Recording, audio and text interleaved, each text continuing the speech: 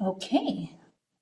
I will call this meeting to order for the City of Philomath Budget Review Committee at 5:50. And we're looking for roll call.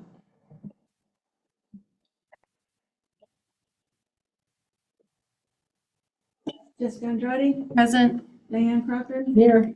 Kyle Cup, Here. Nicole Hasley, Here. Dan Hunsaker, Here. Spencer Irwin, Here. Brent Caseman, Here. Mike Christosik, Here. Christopher McMorrin, Here. Teresa Nielsen, Here. Rich Salsa, Present. Cody Valencia. Present. Okay. Next, we'll go over the approval of minutes from May 13th. Everyone's had a chance to go over it. A lot. Take a few minutes.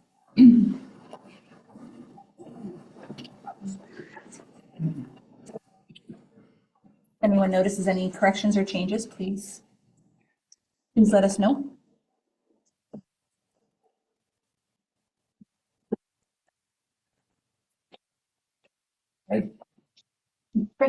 Clarifying question. Yes.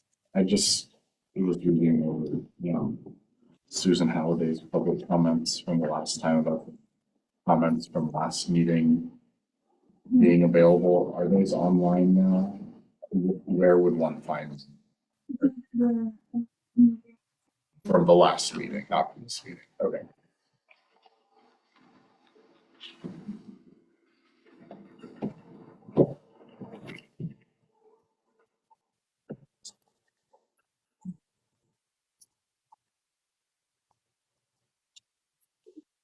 Lot to go over, how much time is appropriate. I move that we approve the minutes. Thank you. Was that you, Jessica, the second? Okay, Jessica, second. All those in favor? Any opposed? Okay, moving on. I think we want to look for the committee to move the public comments up. We are meeting. I know it's not really kosher. That's fire, I you can now already- hit it. Okay, all right. Well, I'm just curious for anyone who may be here for public comment, if they would prefer to give their public comment before we discuss, or if they would want to hear the discussion and then give public comment after. Just either way is fine with me. I just know sometimes it might be helpful to kind of get the discussion and then react to it with that context, but I don't know if anyone has strong feelings. So we have Kathy Berry for sure on. We had another one filled out. Two more. Oh, good. Okay. So, Dan Smith. I think it's supposed to be John Smith. Oh, yeah, I'm sorry, John Smith. Excuse me, I'm sorry. Hey, John. John, what would your preference be, before or after? Okay. Perfect. Okay. And Tom?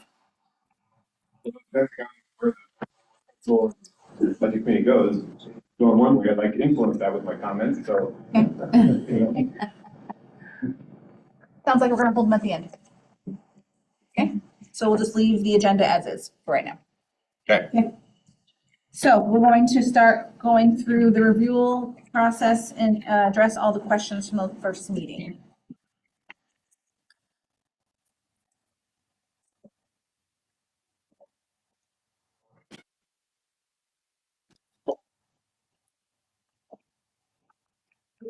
Page 4.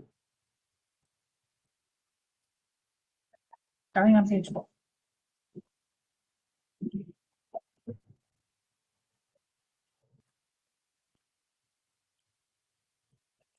Okay. Mike, is this, start going through it? Page, this page, any questions, further questions or clarifications? Well, Next questions? can we like go through it just because like we didn't get the packet beforehand? I'm sorry? Can we just go through it because we didn't get the packet beforehand? So like we haven't had time to read it. Okay, well, what would you like us to do? Paraphrase this, each one of them? I mean, I don't know about you all, but like, I mean, we got an electronic, really? Yeah, we did. yes, on Oh. Friday or. My bad. but- I didn't see okay, it. Okay. Never mind then. Do we have any extra copies if anyone? Okay, then it might just be useful.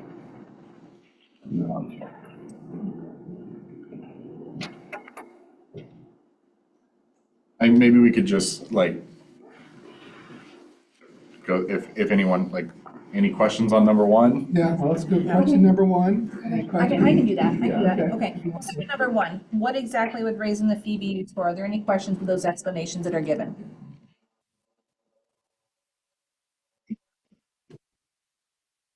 Page 4, Van. It's not the order of what the question. Well, order. Oh. Maybe. Does someone need a copy of this? Copy. Because I feel like these are all the questions that are very specific. Yeah. Well, I guess I'm just thinking maybe not to, Oh, yes. well, not to, Chris, go ahead, we're all right. Go ahead. not to like, stand it all. I'm wondering if maybe we could just give like a 30-second, just for anyone who maybe wasn't at the last meeting, who might not know the details from that memo. Is it okay if we just give a little quick, maybe if the city manager wants to give like a quick little. Did you have a copy of this memo for anyone in the audience? I can give out my memo.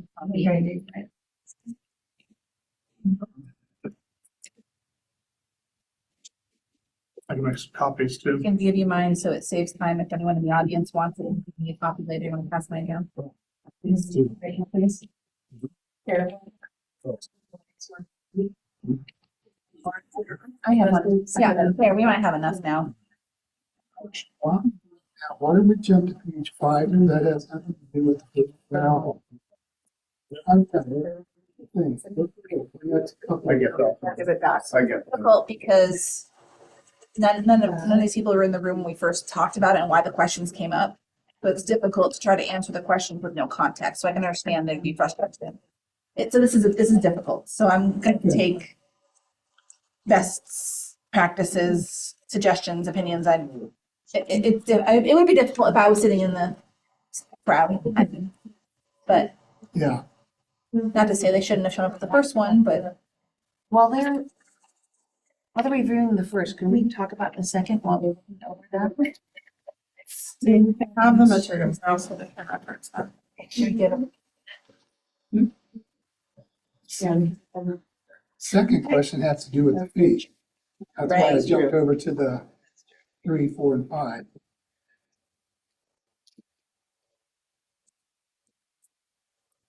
I don't know how to. move Well, forward. maybe I can just give a little 10-second version and then. Yeah. Or like, just the very simple version is I believe the proposed city services fee, half of it would go towards the police department for retention and staffing, and would go towards stabilizing city general fund revenues. Which we'll talk more about kind of as we get into some of those holes. That's like the Reader's That's a good Digest. way. Yeah. That's a good. Yeah. Good 10-second explanation. So going back to number 1, does anyone have any questions or deliberations about the explanation for question number 1?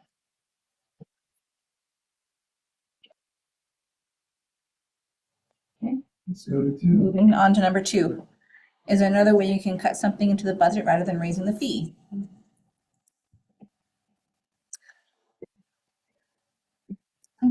Yes, Could Teresa. you explain what the amounts listed here and the percentages, could you explain exactly what those represent? Is that the proposed budget, For this year. the one that was proposed? Okay, Department. But only in the services and supplies. correct, correct. Right.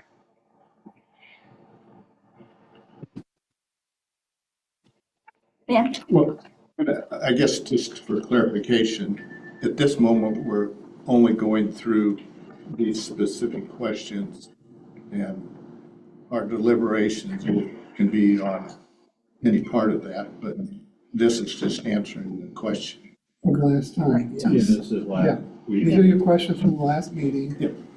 You sent us away with 80 questions.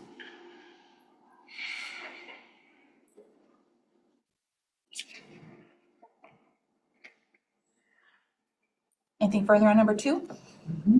Okay. Moving on to number 3.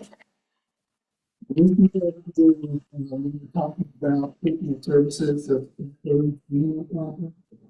We were after sharing information. That's a quick overview of that one. And we cannot disclose any of that.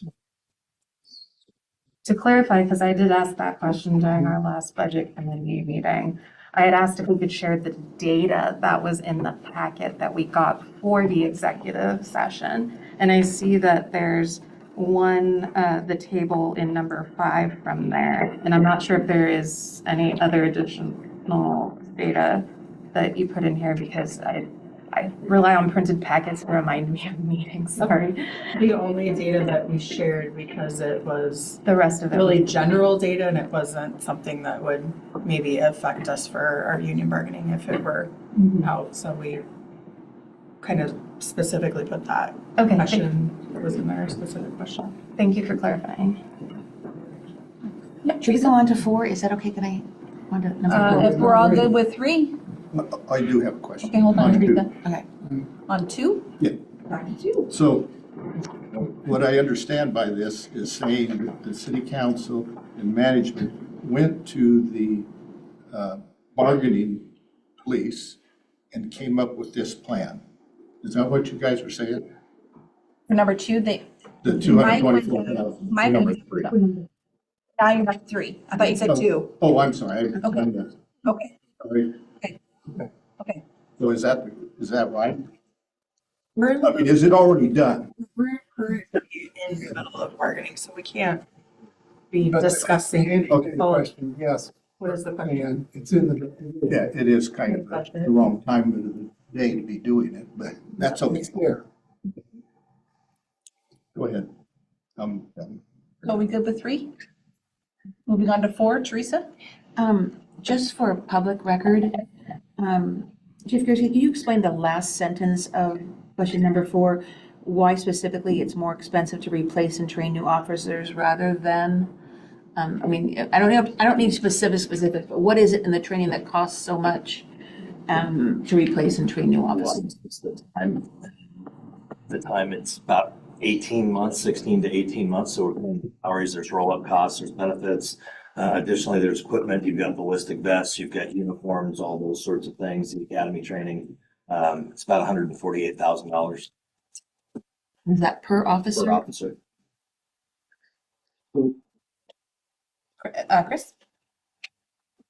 Can you just help me, and not, this isn't necessarily just for you, but for the whole team. I hear that. I also feel like it must, I'm trying to understand the idea that it's more expensive to do what we're currently doing than to do this if we are spending more money on this. Like clearly it's not more expensive. Like, am I missing something there? That clearly what we're proposing is more expensive than what we're currently doing.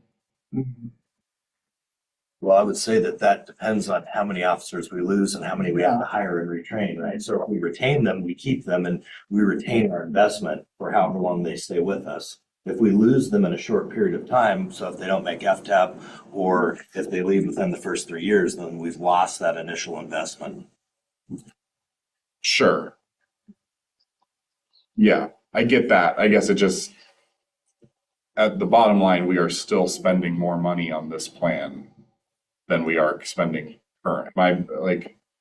Because I hear what you're saying makes sense, but it also, like, it's not like, it would be one thing if we were moving $150,000 that we used to be spending on annual training and we were moving it to increased compensation. The proposal is increased revenue to fund increased compensation. And I guess I'm not seeing the cost saving reflected in the budget from no longer having to do so much training. I think it's somewhat illustrated in the chart in question 5, where if you look at Officer 10, 11, and 12, in 2023, 2024, and again in 2024, we lost 3 people that didn't pass APTEP. Yeah. So that would be the cost associated if they had been with us for 16 months. Right. Okay. I would say it's not just the cost of losing the officer at 150,000. I'll say it's, we experienced this several years ago, right after I started working here. We were very short-staffed. Our police force that's here was very strained. We were risking losing people from burnout. So that's where you would see that crumble, right? Where there's a cost and you can go cost to cost. But if you start losing morale and those issues, that's where you're going to see it is if you have a high turnover, it's going to impact the way that our police department is currently functioning and whether or not people want to come here. And I think so there's some of that as well, which is not maybe a tangible cost.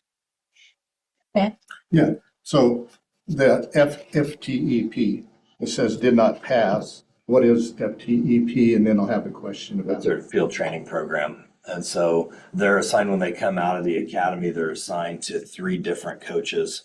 They go through a series of phase 1, phase 2, and then a phase 4. So there's 4 phases to that training program. So those 3 didn't pass. So those 3 doesn't have anything to do with getting this raise because they wouldn't have got a raise because you didn't keep them. They were gone. That's number 1. Number 2, if you will note, I think it's 5 out of 6 of the police officers went on to take a higher job at Benton County as a sergeant, which, as I read it, you're proposing to pay the full officers at sergeant salaries. Correct? No, So it wouldn't be, they wouldn't be, let me finish. So they're not going to be charged or paid at a sergeant salary. But the reason they left was to get a better job. Had nothing to do with their pay. that wasn't the reason that they necessarily left. So they went to a higher paying job just because they didn't like it here. So they ended up, when they left here, they didn't get hired as a sergeant or a detective. Then we need to fix all those things that it says that's what happens. Those positions held at the new job. At the new job, that's their current position. So it speaks to the quality of officer that we lost. Whereas they left here to go to Benton County, were hired as a deputy, which would be equivalent to an officer, and then were promoted to a detective and then promoted after that to sergeant. Diane? I just want to point out, we said 148,000. So those people that did not pass the field training, we put thousands of dollars into training them, filling them out with insurance and uniforms and equipment, and that money's out the window when they don't pass, or when we don't pay enough to maintain, retain our quality officers. And you just have to see, I mean, the sergeant was left in 2020, so it's been 6 years. So it's logical that a good officer would move up the ranks over 6 years. But I am astounded at the amount of money that's lost when we lose one of these people, and they're not getting paid an equal. That's the whole point. They're not getting paid enough here to want to stay, because they can get paid a whole lot more by going to Benton County Sheriff or Corvallis and still stay here and live. Five of the people there now being corrected on why some of them left. I guess going into private business, maybe they went there because they didn't get paid enough. Maybe the person that was here 28 years went into retirement because he wasn't getting paid enough. The one that went in private business, 13 years he had been here. That's pretty good longevity. But, and so you're pointing out that they also left because they didn't make enough money. Well, that's definitely. Along with those three that you didn't even keep because you didn't want them. They didn't pass FTEP, so we Yeah. couldn't keep them. They were a liability to us, yeah. Yeah. Okay, so five out of the 12 had nothing to do with their pay. I wouldn't say that. In fact, if we look at question 4, when I started here 22 years ago, we didn't have that turnover. We weren't losing people to Benton County, and the pay was much closer at that point. In between, I would say probably about the last 12 years ago or so, we saw them get a significant increase, which then made it more desirable to go over to Benton County, and that's what we're seeing. We still have 5-6 officers have left to go to Benton County. Can I have ask Rich a question? Okay. Also, Okay. have you noticed this pattern in your, when you was working at the fire district? This is just a common problem that small places have, all cities have. That's all there is to it. Rich can attest to that with the fire district. Yes, it's very similar, and the fact of the matter is that they face the same thing that the chief is facing now. And the salaries and wages have been increased at the fire department to the point now where the attrition level has basically dropped to 0. And it did have to come down to salary and wage, because the fact is, even in our fire department, we're not the size of Corvallis, so we don't have as many opportunities to promote. We don't have as many certifications and things like that. But the compensation package made up for all of that, and we're now, our retention is much higher. So I think that's basically what the chief is pointing to here.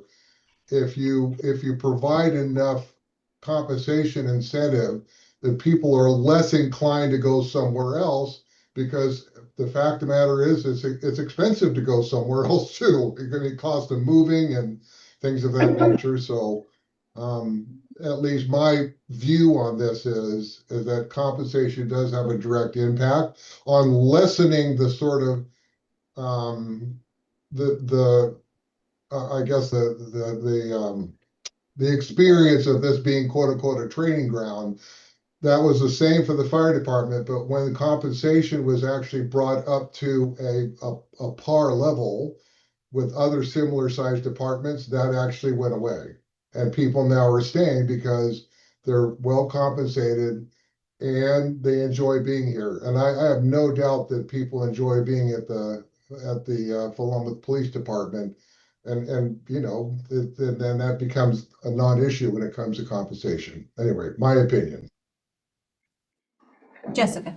I know I've asked this before, but just to make sure I remember correctly, there's a certain amount of time in which we can recover costs that we've invested in an officer who transfers elsewhere to a different jurisdiction. But once they pass that time limit, if it's 3 years and a day or something like that, then we don't get any. That's correct, yes.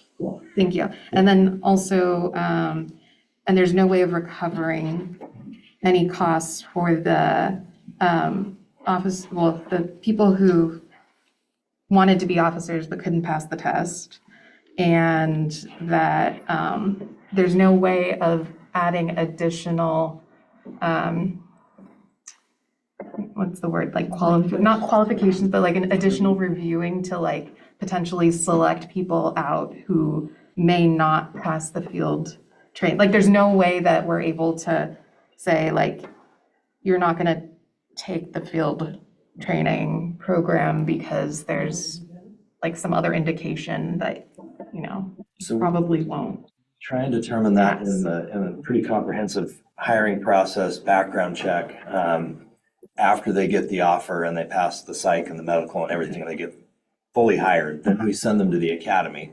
And then once they pass that training, they move on to FTEP. So there's really no way to know how they're going to do as far as field performance until we actually get them in a car with a field training officer and have them do the work. Gotcha. And then we evaluate them. Thank you for clarifying. You bet. Chris? These are, I guess, just little things to tack on to things other people said of, I totally agree that there is added benefit to increasing officer compensation and keeping people here. So I think there's value in that. I do also think though, like, sort of to a mixture of what Rich and Van said, like, we will never have the opportunities to promote in the same way that larger departments will. So I just think we should balance those of like, we should pay officers fairly, but like if your dream is to be a captain or be a detective or something, you're just not, the Philomath Police Department is not going to be the place for you. And so I think we will always have some attrition for people who are looking for more career opportunities. And then the other thing, just, and Rich, correct me if I'm wrong, or Diane maybe, but just for the question about the fire district, I think their board did just approve a 7% increase for firefighter compensation. So just to put that into perspective, part of which to compete, but yeah. Diane, I got you. Go ahead, Diane. Okay, looking at the chart, the 28 years of experience for retirement, this is just honesty. He's telling us everybody that left and why they left. Retirement's an expected thing. We want to see more 28-year veterans on our staff, not these 4 and 3 and 6. And I believe our police officers put their lives on the line all the time to protect us, and they deserve to be compensated. I realize we cannot pay them the same as Benton County, but we can at least shrink the difference down. We are not big enough to pay what Benton County does, but we certainly can improve their, what their starting wage. I don't know if a family could live on a starting wage police officer. It's not starting. What? It's not a starting. Starting. Starting as about 49,000, is that what I heard? We would definitely. That's Pretty good no. to start. No, my own child started at 65,000. As a police officer, it's the same, no, 49 is not very good, not in this society. I know when I was working, it was fine, but it's not that time anymore. Things have moved on. Yes, I was gonna say, I think these are all super important conversations. I don't know all the rules of the budget committee by any means, but my understanding is that a budget has been presented to us. The budget committee can say, come back to us with a budget that's 50,000 less. Some of the, like, these are all very important conversations. It feels a bit theoretical and that type of thing. I don't know if that's what we're supposed to be doing here. Maybe it is. I don't know. Those with more experience, please jump in. I think we've deliberated quite a bit on this one. Yeah.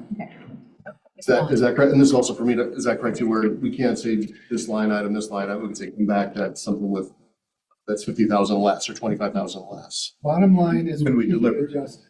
Bottom lines only, not line items. Right, yeah, yes. That's what I was saying, yes, however I said that.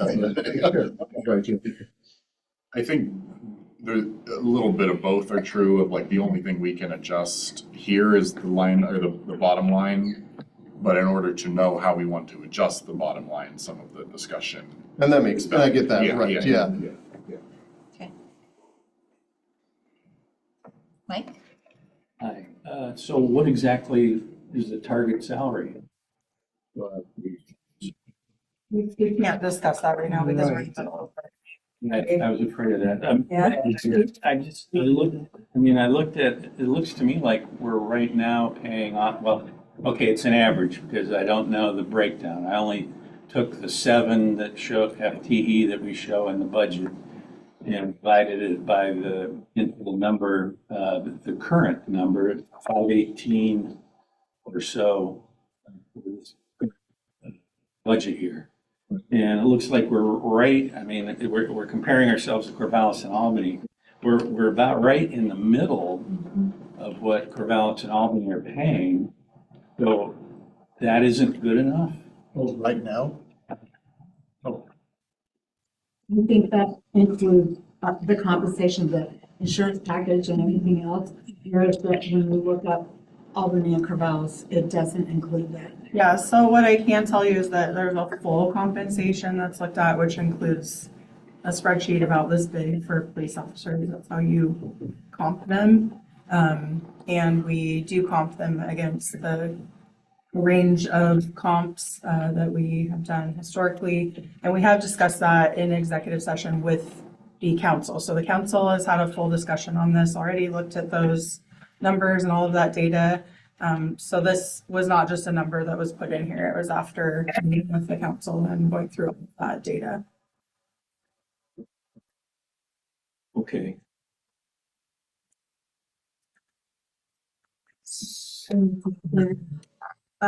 Last question, and Sorry, I was gonna then, say- and then we're gonna move on. Yeah, no, I was just gonna say, so to clarify, it sounds like the salary is right about in the middle, even though the additional compensation hasn't been taken into account. Is that correct? I wouldn't say that with the numbers that I pulled, no. Corvallis is quite a bit higher than Philomath. It's Oh. higher than Benton County. Sorry, I guess I was thinking about other. I mean, that was the most that was mentioned. Yeah. And I know Albany has recently done some of this as well. So I wouldn't have that without. Sorry, I was But thinking about other things. okay, From but I think past, that's. yeah.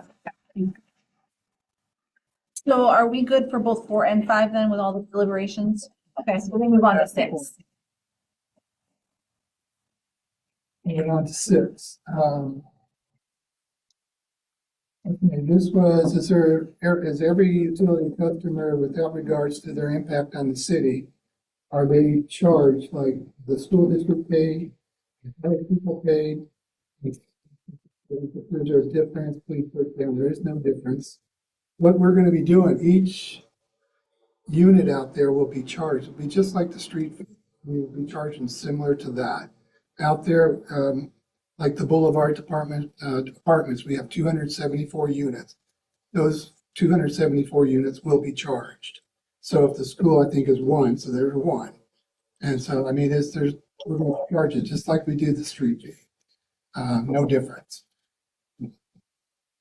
Chris? Just to clarify though, the council has not adopted a fee yet. So all of those questions would be determined in the ordinance that the council would or would not adopt for the That's fee. right. So, Right, that's how I calculated the fee. though. yeah, that's the estimate, but yeah, That's what the question was for. yeah. Just to say, that's all still up in the air. And I'm not sure if this question, if it's not appropriate, can we put it off for later? In regards to 6, is there a way that we could have something like a low-income waiver of the monthly fee? Is that something that could be considered? We did that when we had the general fund fee. Yeah, we did. We had a low income, it was half. Okay, Or we might have just waived it altogether. We can look at that and deal with the council. appreciate that. Thank you. No, that's a good question.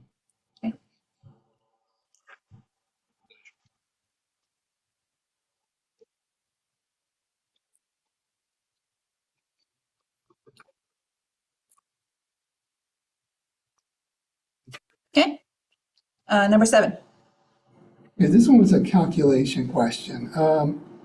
If we were to take away the $403,000 calculated fee, what's that going to do to the excess revenue over expenditures? It will increase it to almost $1 million. So I hope that answers the question. And then the next question, I know you answered the question, asked the question, so I'm looking at them. His questions were awesome about the calculation. So, and then he wanted to know about the unappropriated reserve. Is there any difference to contingency or the appropriate? Nothing needs to be corrected. These are new things that the council has assigned, we now have unappropriated reserve, which basically is the ending fund balance. Then we have a reserve for future expenditures. We put money aside for council direction for future expenditures. And then, of course, anything left over will be contingency. That's what those three numbers. Gotcha. I mean, as I asking the question, other than doing a supplemental budget, they're all the same. I mean, they could all be in the same place if Right, but if this council wanted to. The only one we can't touch would be the unappropriated reserve. That's the ending fund balance. And But you could do it, as you said, with a supplemental budget. not that one. No, the only two that I can touch, Van, is the contingency and the reserve for future expenditures. Well, then, But the unappropriated reserve, it's really the ending fund balance. But that one has to be, that's state law. We can't touch that unless there's an emergency. then what you said is that. So I can only go by what you write. All right, anything else then for 7? And it sounds like he touched on 8 as well. Oh, yeah, that was the. Yeah, 7 and 8, yeah. All right, moving on to 9. Yeah, reporting fees, why is actual so high as compared to the current in the next year's budget? Want me to take that or you go for it? We've, you probably explained it better than me. Run adjustments? Yeah, this one's just a expectation of the number of recordings that we're gonna have this year compared to previous years. Okay. We're anticipating having to record more documents. We had to, remember, Right. the question was about if the budget was so high for this current fiscal year, that's why it was unanticipated. Right. And then you lowered it. So question on that, Go ahead. because that was my question, because the actuals were 40,000 when we budgeted 500. So 40,000 of that is due to issues with the developer at Mill Pond Crossing not doing the proper line surveys for that. Is that accurate? It's liens for, liens and other documents that need to be recorded against the property that we weren't anticipating prior to, yeah.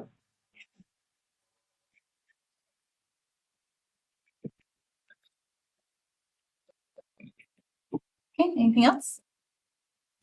Moving on, 7. Yeah, 7.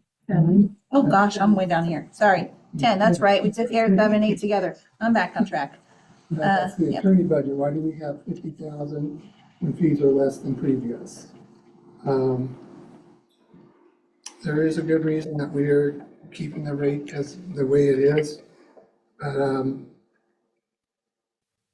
don't know how we can say we're not gonna be able to talk about that right now. We anticipate attorney expenses here, without talking too much about what those potential future legal costs might be. We'll just say it's safe to say that we anticipate needing to have some more attorney power behind us this year, so.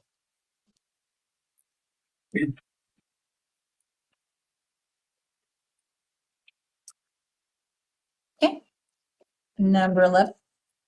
This is the attorney non-contract. I think we're gonna be using this one for labor costs or employment law.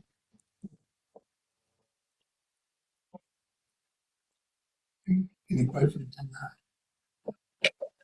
Okay, moving on, 12. Well. Oh. Okay, now I noticed starting with the city manager and the assistant city manager, their percent increase are different than the police chief, finance director, and public works director.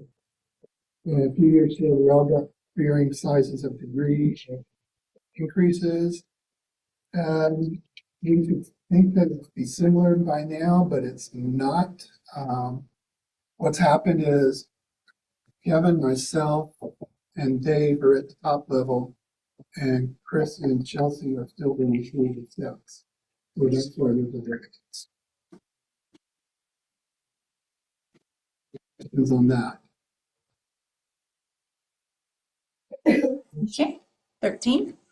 Okay, this has to do with the accruals. saying the admin and finance departments are high as compared to others. In the administration department, I've got 2 people that are pretty high with sick leave balances. If they were to leave, this would offset their costs of leaving. Then the 6,000 in my department, I have 3 people that are pretty much close to maxed out too. If they were to leave, that would devastate my budget, so I have to have some kind of reserve there for that. We've done that for all the departments in the city, and it's there for just in case we have a big person walk out the door with a big lead bag. Answer. I was just going to say, to clarify, and this is what I understood from your explanation last month, or last meeting. Yeah. As well, but so one of the things that, the way that our compensation is that when you leave, you get the balance of those funds in Right. your compensation packet. And so it can jump around pretty considerably depending on what's banked. Is that Pretty what I much, heard you yes. say? Like how, so as they go up, you kind of start to budget appropriately so that as their leave builds, because it's on it builds, right? Yeah, but we don't bill the bank for that. Yeah. But you still have to anticipate once they have so many Exactly. days of leave If they were to leave on the us, check, you go, okay, well, we really, if they do take off for some reason, we yes. be weird to not be able to pay that. Yep. Yeah, maybe even bad. This doesn't. Yeah. It would definitely mess up the budget. This is definitely more of a city council thing. I just guess I wanted to flag it, maybe for finance and admin committee or something. I might like to just talk a little bit about the city's leave payout policies, just because I think, in my philosophy at least, we give vacation time for people to take time off and to not get burnt out at work. And so I just, in general, don't like the idea of paying out big vacation lumps when someone leaves, because that means they weren't taking that time off when they worked here, and that's why we provide that time. So just putting that as a note maybe for the future. That's something we would have to take to city. Yeah. Yeah. It's a combination of vacation and comp time and sick leave. All of it. So, Just all of it. Yeah. Cody? Just more of a comment, because on this, these are all potential liabilities. Yeah, we're budgeting yearly for this, which I totally understand. It can be a true cost at any given point. Kind of my comment is that's why we have ending fund reserves for those costs, in the context of asking for money from utility customers to stabilize the general fund when this is directly impacting the general fund, even though it's a potential liability, not a true liability. So I guess to me, it's hard to say, oh, we're going to cost for this. And because we costed for it, now that city's services fee maybe needs to be a cent more. And so we're taking it on the front end to potentially pay it. Obviously, if we don't pay it out, it's going to go back into the reserves and it's going to even out. But you're collecting more money potentially due to having that as a potential liability. So just a comment, and that's, again, going into line item stuff, not trying to dictate you guys. And I get that. My only the counter to that is if we were seeing our ending fund balance increase every year, then that's definitely something we would look at maybe dropping off, but that's not the scenario we're at, right? Our ending fund balance is declining. Any money allocated, not spent, just helps with that problem in addition to. So it's definitely something worth looking at still, but I would be more concerned at looking at that if we were seeing our ending fund balance, growing higher than it needed to be to get us, through part of the year without revenue coming in and everything. It's a good point. Next question. Yeah, Teresa? Can I go on to 14? Is that all right? I think we're good. Yep, go ahead, 14. What's your question? Yes, about the convenience fee. If we were to want to implement that, how long would it take the city to do something like that, to implement it, to create some revenue from those using credit cards for their payment? Probably wouldn't take all that long, Teresa, but we'd have to go to council, of course, for your approval to do it. And we'd have to do it across the board. It can't be, low income person comes in, wants to pay with their card, they're gonna have to pay it. Right. So I mean, we don't even know that when they come in, but I'm just saying, we can't have a low income rate. It'll be all across the board. But I think that's a trend that I'm seeing Oh, yes, more it often is. now, where there is a convenience fee for those using credit cards. So I don't think it would be unusual for a city to do something like that. No, everybody's doing it. And, and the question is, what's it gonna do to our charge? Our charge is always gonna be there because we got the credit card. Right. All this is gonna do is give us extra revenue. To do it, first it take some time on our side to get it ready for council, and then I'd have to talk to the credit card companies to make sure we're following. They've got procedures that we have to follow. Visa and MasterCard are pretty persnickety about this. But yeah, everybody's doing it. That's something that we probably need to go to council then. If that's what the council or maybe the finance committee. The timeframes you're talking, Yeah, 6 to 8 months, probably to get all the dots lined up. yeah. and Get something, let's hope it's something we could do within it this week. Chris? I guess what I was hoping for from that question was more of a overall estimate, like if we just one-to-one passed on the credit card charges to consumers. The hard part about that, Christopher, is the way we get the money from Express Bill Pay. That's our biggest, that's where the biggest revenue stream is. The other one would be over in Excella. I don't know, that's over in the building department. It's gonna take a little bit of digging to pull all the information out correctly. Now, people coming up to the front counter paying with their cards, it's very slow. It's not happening. I mean, people are using electronic checks. Yeah. We got court, And we got park reservations. Park reservations. I mean, so we're gonna have to analyze a whole bunch of streams. I guess I was just looking at in the budget, if you take every line item that says credit card fees and add those together, is that a somewhat accurate view of?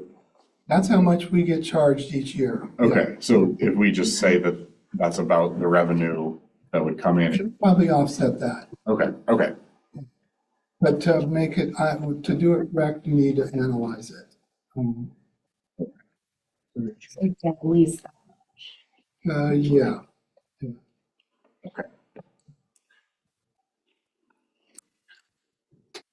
15, moving on. I just kind of answered 15. We're still having to dig out.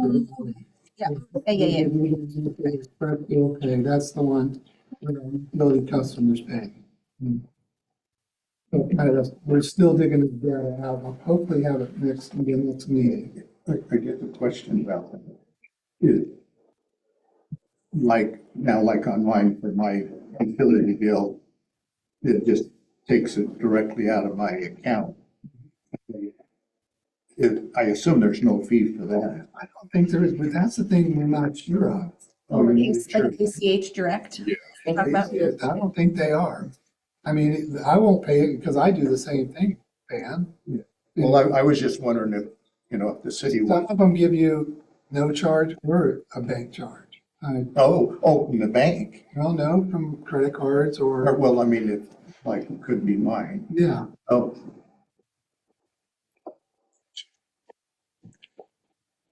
All right, 16. 16, it's the explanation of the two departments for utility billing. Utility billing clerk is paid 90% by finance and 10% in court. I'm gonna do 16 and 17 sort of together because it's the same person. This particular person is labeled, she's the UB clerk, she's the finance staff in my finance department. Over in court, she's the she's the administrative assistant. That's what she does over in court. So she's got two hats. So that's what this question is all about. Two questions, that person. All right, moving on. 18. Court. what will the new Benton County Jail be? Nothing. Sit down. There is no jail. So what's that new building then? That's the courthouse, Oh, the courthouse, but there's no jail, the sheriff department. just a courthouse and emergency operations center. That's all they've got. Because the state helps fund courthouses, but the state does not help fund jails. There you have it. Okay. Courthouse was the old one, is not earthquake proof at all. All right, 19. Moving on, 19. 19, this is, has to do with the prisoner care in the court budget. We're projecting 9,000 for, I don't know the numbers off the top of my head. 9,000 is, I think, the projected budget for next year. Currently, you guys are seeing it as of February. We just paid out some bills that were almost 5,000. In June, we've got 2 potential cases that will probably push us over $10,000 this year by putting somebody in jail. What we're having is a lot of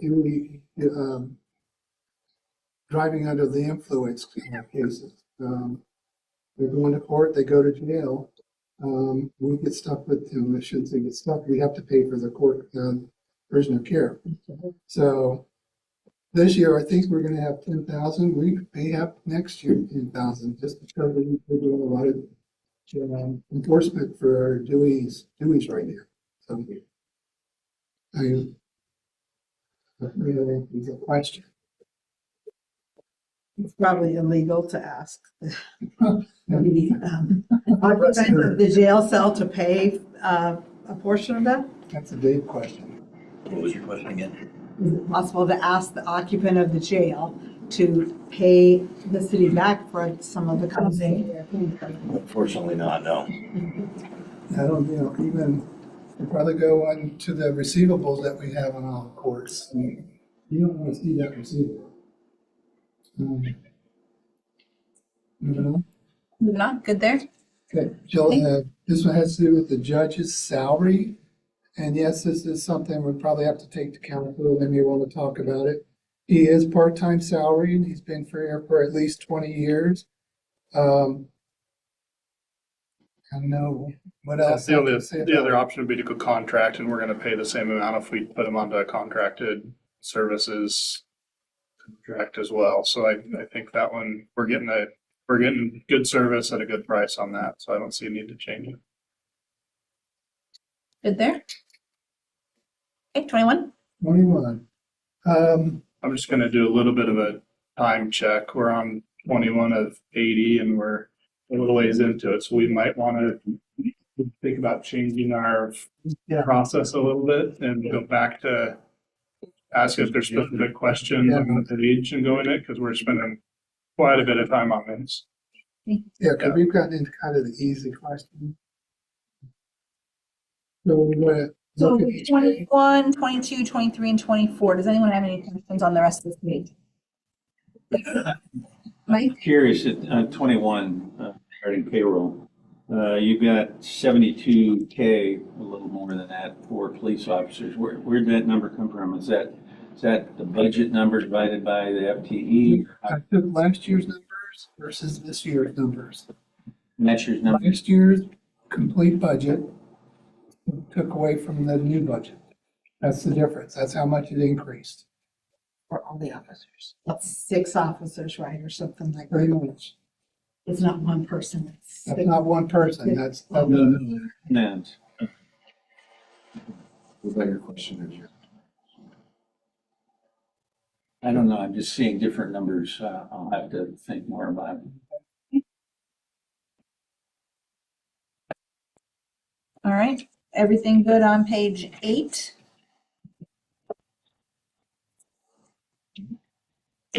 Oh, Jessica? Sorry, I just finally processed the part about the benefits on there. What is the benefits lines for? Back on 21. Yeah.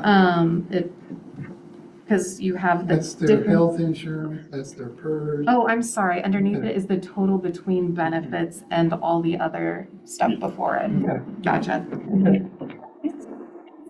All right, we're on page 9, numbers 25 through 32. Right. Yes, Kyle. Question for number 28 is this a change to 17,861 to 22,000? Is it change to the budget we reviewed last year, or last? Yeah, and that one, if you all are, we need to have a motion to have that one changed. So, thank you, Kyle. I missed that one too. We're gonna. Number 28. He did it. We built these budgets before all hell broke loose. And Dave figures his budget is short. So if you all would like to make a motion. Right now? Yep. I would like to make a motion to change the gas and oil budget from 17,861. I'm gonna pause you there. He's gonna make a change to the overall department. Right, overall department. Go up 5,000. So move. And I'll second that. Point of information, aren't we supposed to wait until we're finished going through all the questions? It'd be better if you did, and we come up to them. We've got two, I think we got one more in it. I forgot about this one, I'm glad Kyle brought it up. So I'd probably be wise to do it now, but we may forget it. And you seconded? I did. Teresa seconded. Okay. All those in favor? Can you read back the motion? Motion is, Increase the police department's budget by $5,000. overall. And the offset will be, I will offset it in the contingency line item. I guess my discussion on the motion before we vote. Okay. So the difference is $4,139, not $5,000. I know you like your budget item, so Well, that's, if you want to go down to 41, that's so fine. that's my discussion on the motion. So we need a new motion. The motion was to increase from 17,861 to 22,000.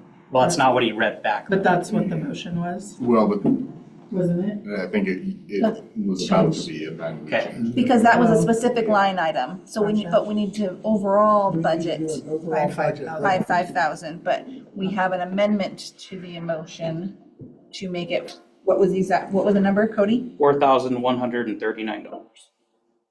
I'll second that. So second, the amendment to the new dollar amount. Okay, we have a second, which is Van. All those in favor? Oh, wait, no, Oh, I'm sorry, Van, we still have, okay, I'm I sorry. have a question about that. Why wouldn't you just put it on that, add it to that line item instead of the whole police budget? How can you don't do line items, you do bottom lines. Department. For what we send to the council has line items. I understand what you're saying. So are you gonna change it then? We will- Or will they be We able will to? give this back to Dave and he will fix his budget. So but that's what I'm saying. You're saying that he could put it in. The way this budget law is, you have to do it on line items. I understand what. But that's not necessarily accurate, but I'll let you do it that way, but please put it where we voted.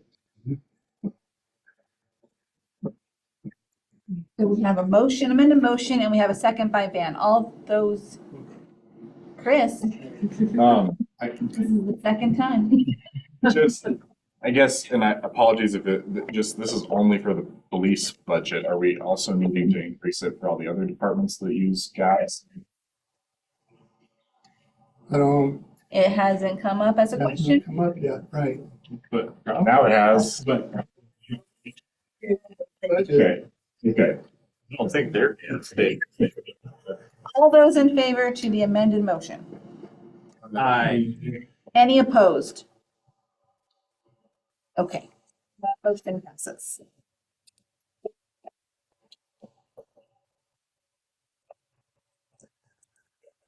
Any other questions for page 9? Oh, yeah, on 32. it says all the software programs. But then I looked on all the subscriptions, there's only subscriptions for admin and police. For subscriptions anyway. Is that what is in all of them? Just for building and grounds, 10.6.5 is under building. Oh, it's only, oh. Thank you. You're welcome. Good. Page 10, numbers 33 through 36.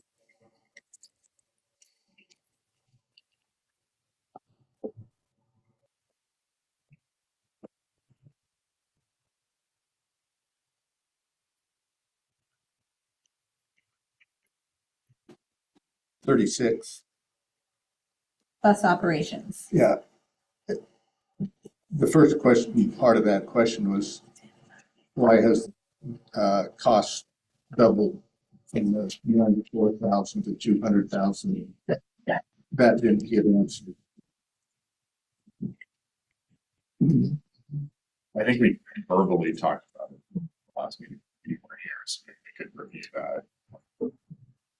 Yeah, the cost has increased more steadily than that over the last several years, and we've been underfunding, so it's gone over the last couple of years.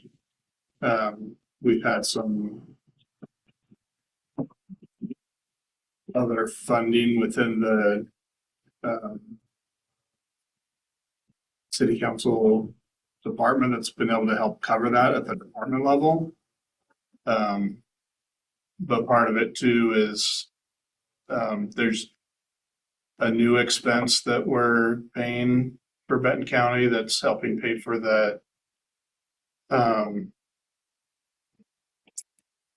I forget the term for it. It's the Dial-A-Bus program essentially. There's a state law that says if you're providing public transit, you have to also provide the Dial-A-Bus type service, the point-to-point service. And in the past, that was a requirement, but Philomath wasn't being charged to pay for part of that. Corvallis decided to start charging us for our portion of that. And so that's been about a $30,000 a year increase that happened to us, in addition to their pretty substantial increases that they've been passing on to us.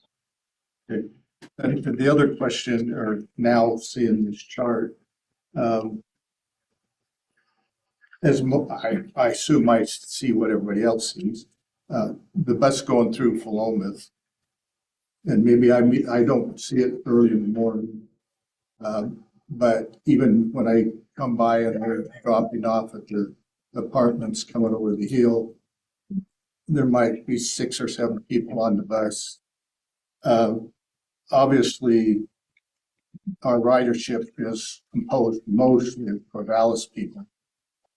When we go in Corvallis and pick people up, because normally during the daytime, there might be 1 or 2 on the bus at any given time.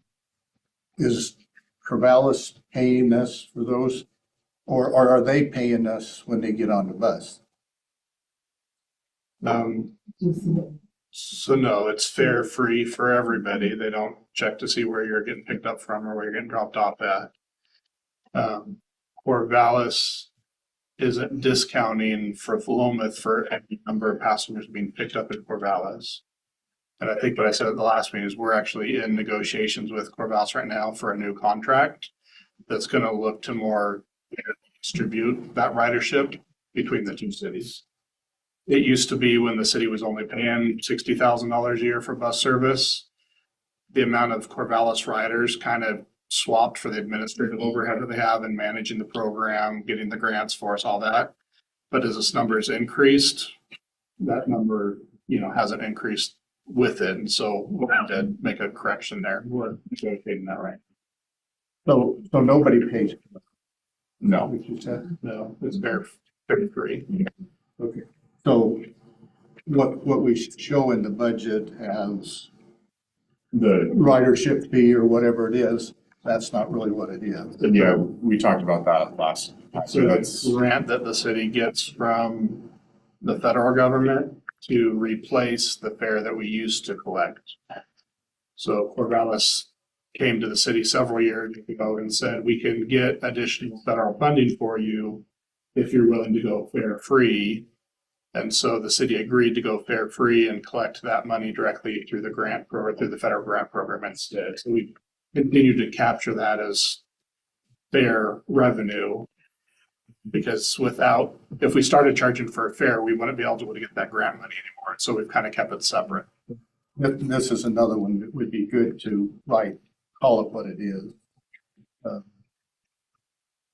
mean, if it's a grant, it's a grant, not a fair.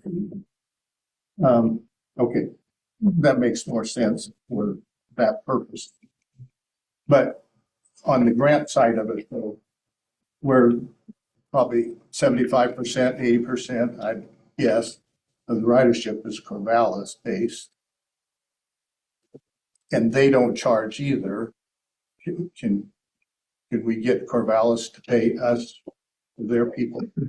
That's what we're negotiating. It's Well, that is- or that for us is- to pay, for us essentially to pay a little bit less, recognizing the Oh, as ridership far as between the two. maintenance and the drivers. We won't have them pay us, we'll just have them bill us less. Yeah, because we're already splitting costs with Corvallis. Like, we are not paying 100% of the costs of right now. Is that Right. fair? Hopefully, like overhead costs, yeah. When you look at their management of all the programs and their staff that just administer it, we're doing very, very little of that. Well, that would be nice to know, not necessarily right in it, but understand that. Yeah, okay. Yeah. Jessica? I have a question about the table on line 1 of page 11. Is that SVC service or does it stand for something Yeah, different? days of service. Okay, cool. Thank you. Yeah, they track these down to the day. They don't round to the year. It's per day. They'll discount out holidays and. All right, anything else for 33, 34, 35, and 36? That's gonna jump us over to page 12. Well, 37. Well, Oh, Okay. oh, I see it down, I'm sorry. I got that on the- I didn't see that under there. That's fine.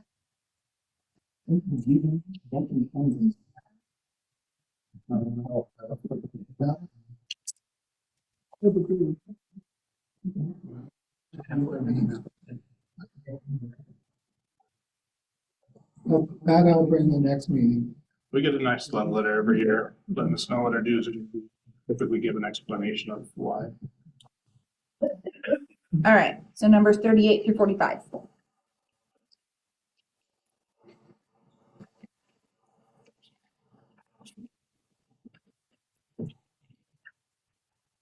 Okay, page 13, numbers 46 through 54.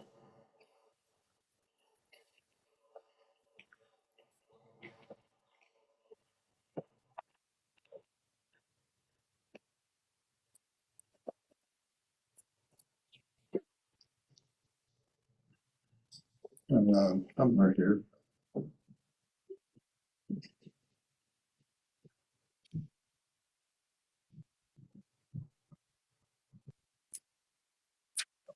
Oh, wait.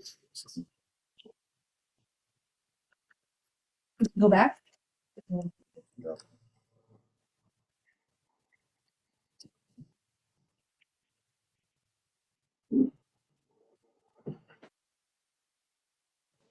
Oh, oh, no, I lied. It's somewhere. We'll find it eventually.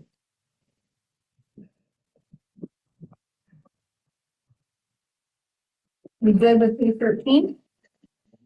Moving on.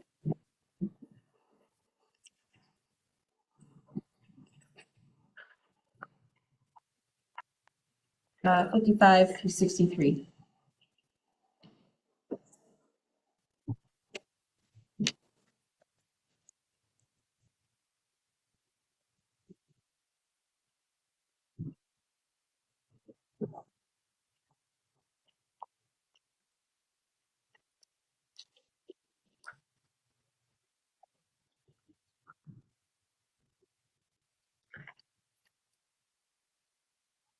Okay, Moving on to page 15. Number 64 through 67.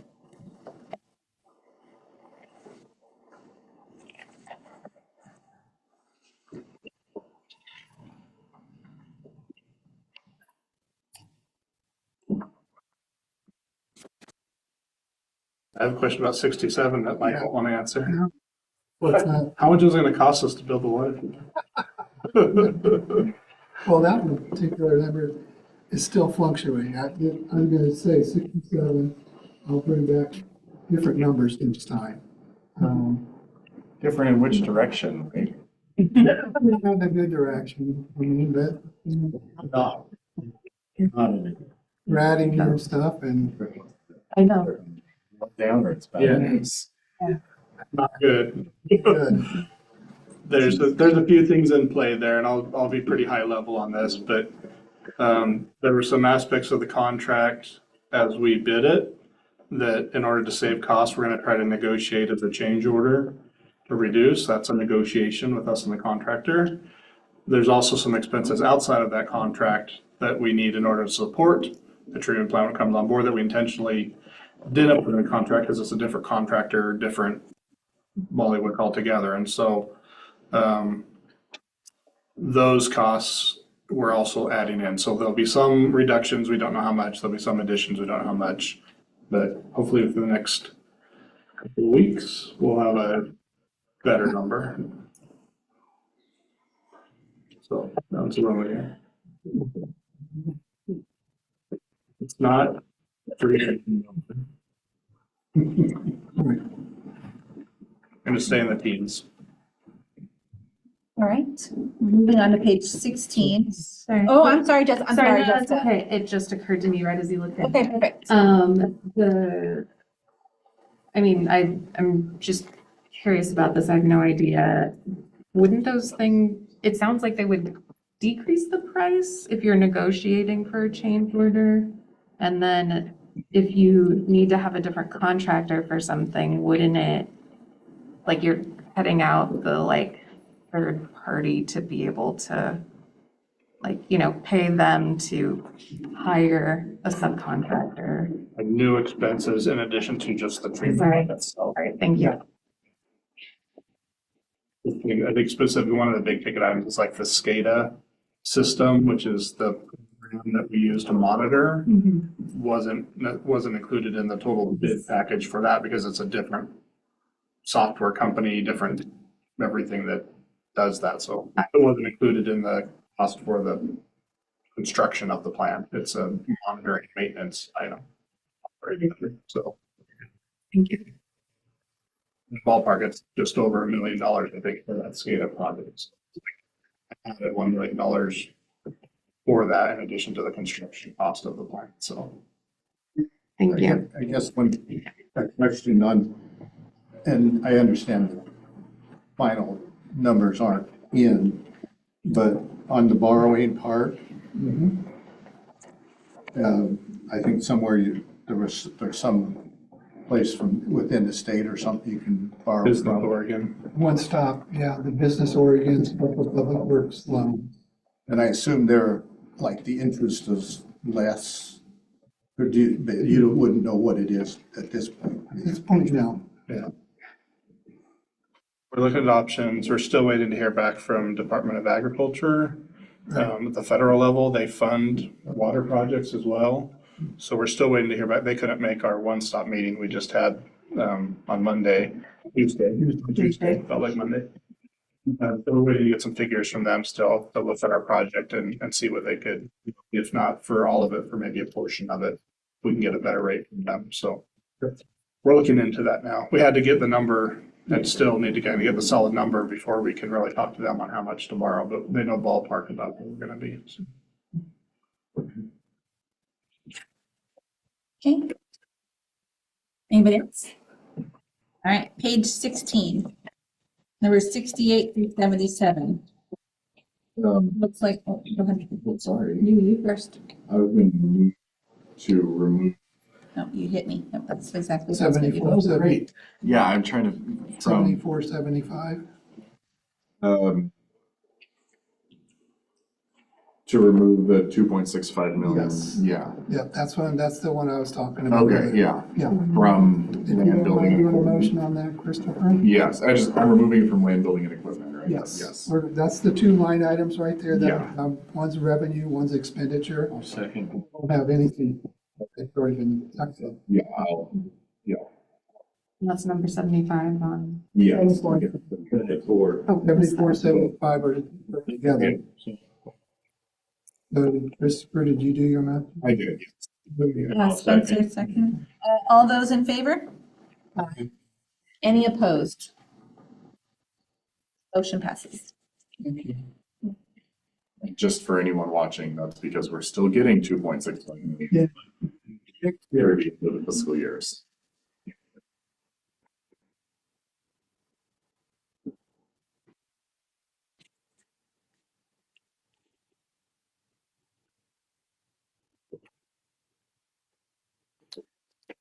Good there?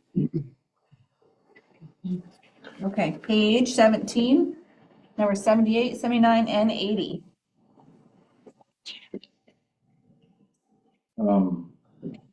On 78, I don't know if this is the right time to chat about that. I talked to the city manager last week. It's not this exact same thing, but just around the discussion of potentially pausing some of the deposits that we make towards like large building renovation monies in our land building and equipment fund as a potential cost saving option, which is different than what it's talking about here. But I don't know. Can I talk about that more, Chris? Do you want to talk about that? If you want to talk about it now, or maybe put a pin in it, come back when we look Sure, through okay. the capital improvement plan.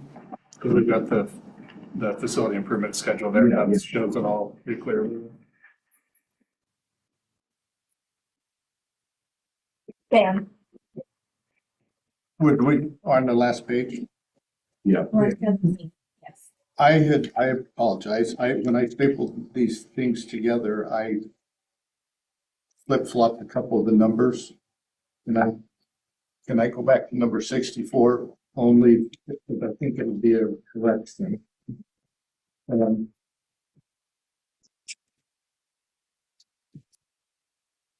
The last I understood, the new storm employees, storm drain employee really isn't a new storm drain employee.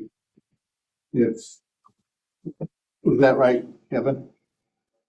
You're not hiring somebody, right? My understanding is that this is like, if you think about, remember last year when we talked about it, Kevin was doing a lot of work there and we didn't have the money for it. So in a sense, this new employee is to pay him. But that should be, that money or amount of money should be in, the different pays he gets for all the different departments as he's the department head, and not as an employee that doesn't exist. That makes sense, Mike? Yes and no. Okay, so when you do make that change, or I can make a motion to it. No. You don't want to back up. There is a new employee coming that's going to be doing this work. Kevin's not going to do it. The way this rate study has been created, it created an employee. This is not something for Kevin. Okay, this is coming straight out of the rate study. I just put a line item there. Yes, I understand It's that. not for Kevin or a person to be in there doing their job. It's not, we're not giving Kevin more money. We're going to put an employee in there. One employee that's based on the rate study. Okay, so you won't be working in. He'll be working as his public works director. Okay, you guys work it out. Yeah. Okay, the rate study doesn't really matter. It's what actually we decide to do. That the rate study was a rate study.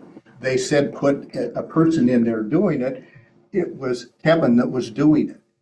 It's fine. And then he'll be still doing it, although you guys work it out with Kevin, whether he hires somebody or not.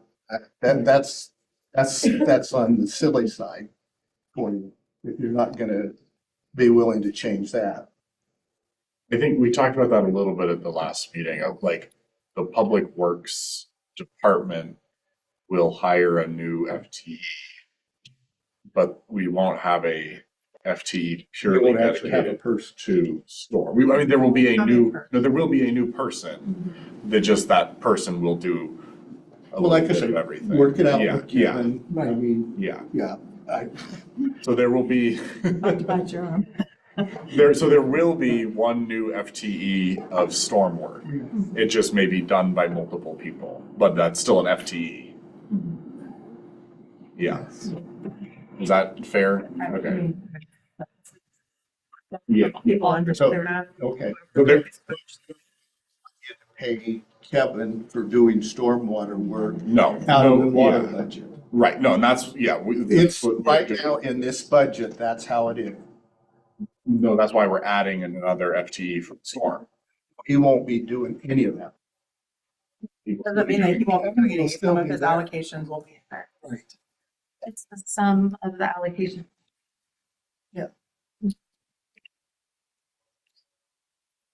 It's okay. Right. It's okay. It'll be screwed up just like a. Right, we're gonna move on. Page 17, did we figure out if we have, are we good with 78, 79, and 80?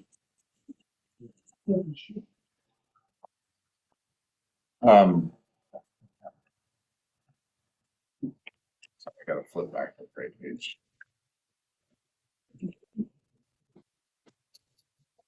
This was the one I thought I skipped, but I hadn't done there yet. The 79, is this? So it's because we're doing those projects in this fiscal year? It's gonna be next year. The Kugler, the question, well, why was there a big increase and why is there a decrease this year? You know, the decrease, well, Scriven, bumped it up. And then next year, it went down to like 40, it's not legal, we're doing that. We're doing the Kugler building, we're doing a roof, and we're doing camera projects. Sure. Yeah, painting. That's a Kugler, I think. And that Okay. went down, Chris. Okay, I think I just got confused on, It's easy to when you're do. talking like where the decrease When was, you so, have, okay, you have a big spike like that, it's gonna confuse you. okay, No, that's a good question. yeah. I have one more, but I can save Yes, it. absolutely. No, we're good. Go ahead. Okay.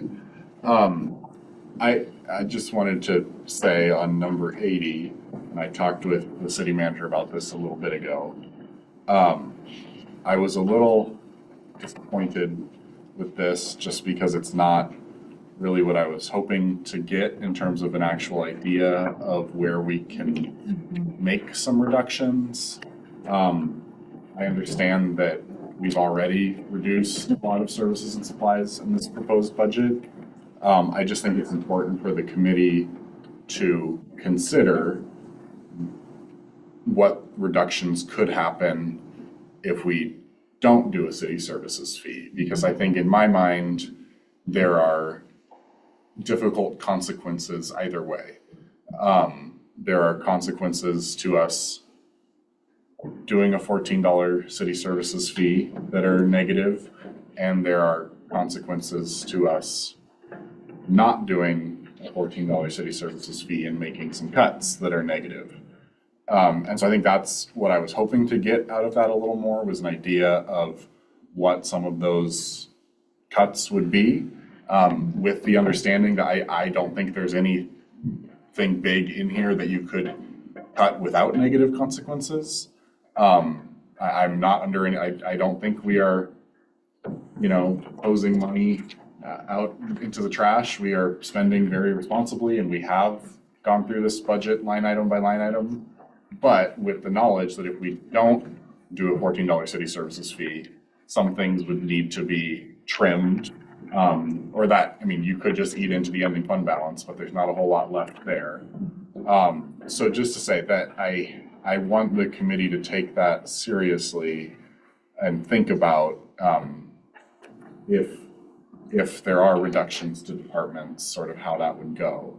And, this didn't really help us get there. So I don't know, Chris, if you wanted to. Yeah. I think the response there, and I kind of say it in there, is, I'm looking line item by line item, which we did as a management team. We've known for several years, as I said again, that our ending fund balance has been dropping and we need to make some changes and some shifts. And I think you heard it from Mike, when we started this year's budget preparation, the very first thing out of my mouth was, we need to hold materials and services wherever we can. I don't think we're at a spot where we need to start looking at furlough days for staff, or holding off on cost of living adjustments and taking account for that. But maybe we are, and those are policy decisions that we can have conversations about. But what we're really looking at with the ending fund balance isn't on the spending side, it's on the revenue side. And so if you're trying to fix a problem with your revenues, you don't necessarily start with your expenses. You try to hold your expenses, and then you try to fix the problem with the revenue side, which is what a fee or a levy or any number of other new revenue sources would do for the city and address. So, we started with hold materials and services where you can, continue to pay staff, because turnover on staff, we know, has long-term effects that do cost the city money. We were successfully able to do it, all but 4 funds. I noted those earlier on the question, the 4 departments that we had a slight increase in department services, and we explained why those were. But on everything else, we've kept expenses below previous years, which in today's economy is, I think, substantial, and I want to commend the management team for doing that. At the same time, there are things in there that we could cut line item by line item. Maybe you save $500 on a line item or $2,000 on a line item. But as I started that process and started talking to department heads, just about every line item we looked at, there was an explanation on why it stayed where it was. And I think long-term, the way you look at it is, I won't state a line item, but just to put a dollar figure there, if we looked at a line item, said, well, 2 years ago, we spent 5,000, and last year we spent, or 3 years ago it was 5, and 2 years ago it was 47, and you've got a budget for 65, couldn't we just drop that down to 5 and we'd save $1,500 in this year's budget? It looks good on paper.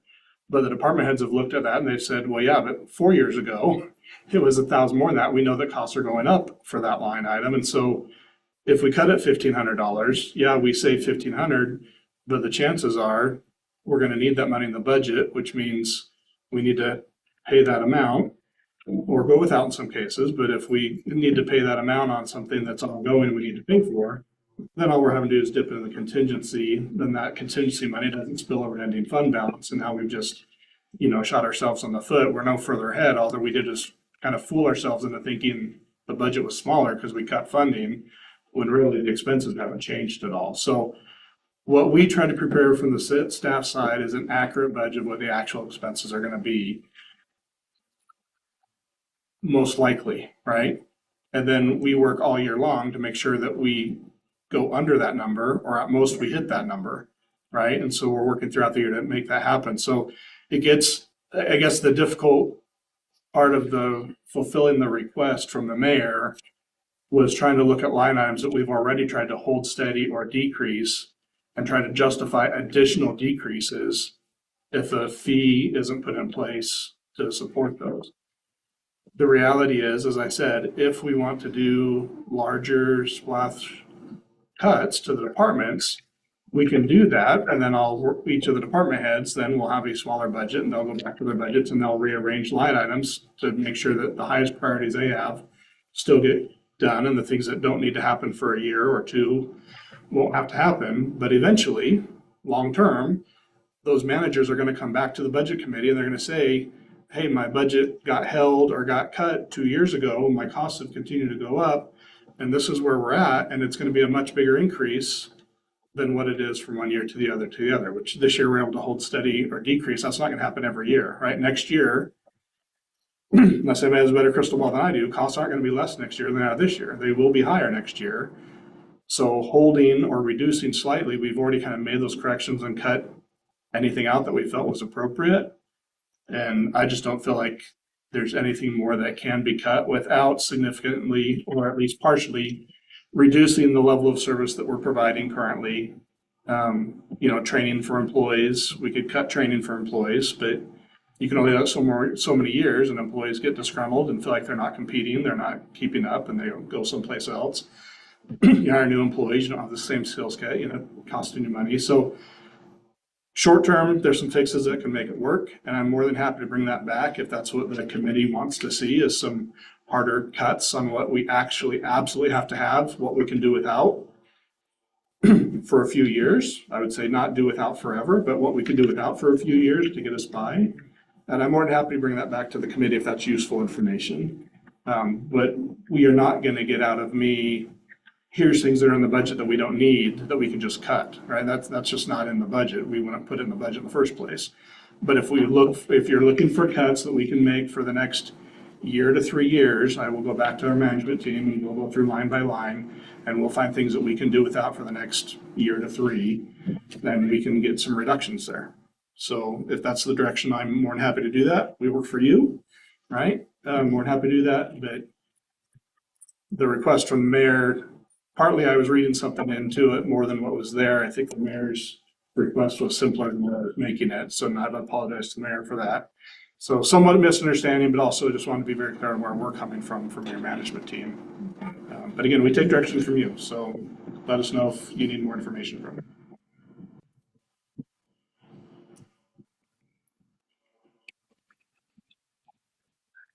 Diane. I just want to clarify. For example, if we defer repair as a cost-cutting measure, we all know that it's going to cost a lot more to repair it in a year or 2. So digging a hole, we're reducing for today and making it worse in the future. Is that basically what you said? Yeah, and I think you can use that same thought process, whether it's maintenance that you're deferring, or I used the example of education and training that you're not providing employees, or whether it's office supplies. I mean, eventually you run out of things and you have to buy more, right? And again, without going line item by line, there are some line items there that, again, we could probably get by with a year or 2 without budgeting that full amount, but eventually we're going to have a year where we need to hit it or we need to go over. And now we're coming right back and drop the contingency and we've not gained anything really, right? So I get the effort. It really all comes back, I think, to the fee that's being proposed, and I get that. It's not popular. It never will be. It's not enjoyable. It's not an easy or light thing that management looks at to do when we're looking at increasing fees across the city. And if it wasn't absolutely necessary, we wouldn't have even proposed it to the city council, right? But we looked at the city services fee. We looked at a local option levy, similar to what the fire district just had passed to support their operations. We've looked at other things that could help raise revenue. Looking at the credit card fees, I think that's a good idea, something we can do. We've talked about urban renewal district going away. That's going to substantially increase money coming into the city's general fund, but that's also still several years out, right? So in the meantime, do we want to continue to eat into the ending fund balance and worry about being able to make payroll in October, November each year? Or do we want to put something in place now that will get us stabilized, that we know that we can adjust next year or the year after or some point in the future, right? So that's where I kind of lie with the city services fee. Again, generally speaking, about half towards public safety, about half just to help the ending fund balance and to maintain the current level of services that the city is providing today. If the budget committee feels like any of those services can be cut or reduced, again, we're happy to have that conversation and look to make those reductions within the departments. But I really don't think we can get there just by going line item by line item throughout the budget. I feel like management's done a good job of that already, so. Cody, hold on, Ben. Cody. Thanks, Chris, for kind of clarifying kind of a misinterpretation of Chris's question, or ask rather. Because yeah, when I first got this packet, I was honestly deeply offended because we directly asked you to prepare something for us, and then you just told us, no, we're not going to do that. So I appreciate the kind of clarification around that. Definitely makes me feel better. I do appreciate your budget philosophy for this year. Holding out materials and services. I think you guys did a really good job on that. But I agree, I would like to see that, and I'll save a motion for later. But just to see that trade-offs, because, with the, I think 4-ish letters that we've received, or 3 letters that we've received so far, along with, I think, 1 in-person public comment, everyone's so far opposed to that city services fee. And so, in my good conscience, if I can explain to people who said, well, why are we doing this? It's like, okay, here's the trade-off. If we don't have this, or it's a $10 fee or a $5 fee, this is what this means, and this is the level of service reduction.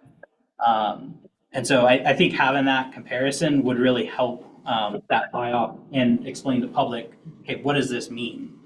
Instead of just having, it's pay for retention and to stabilize the general fund.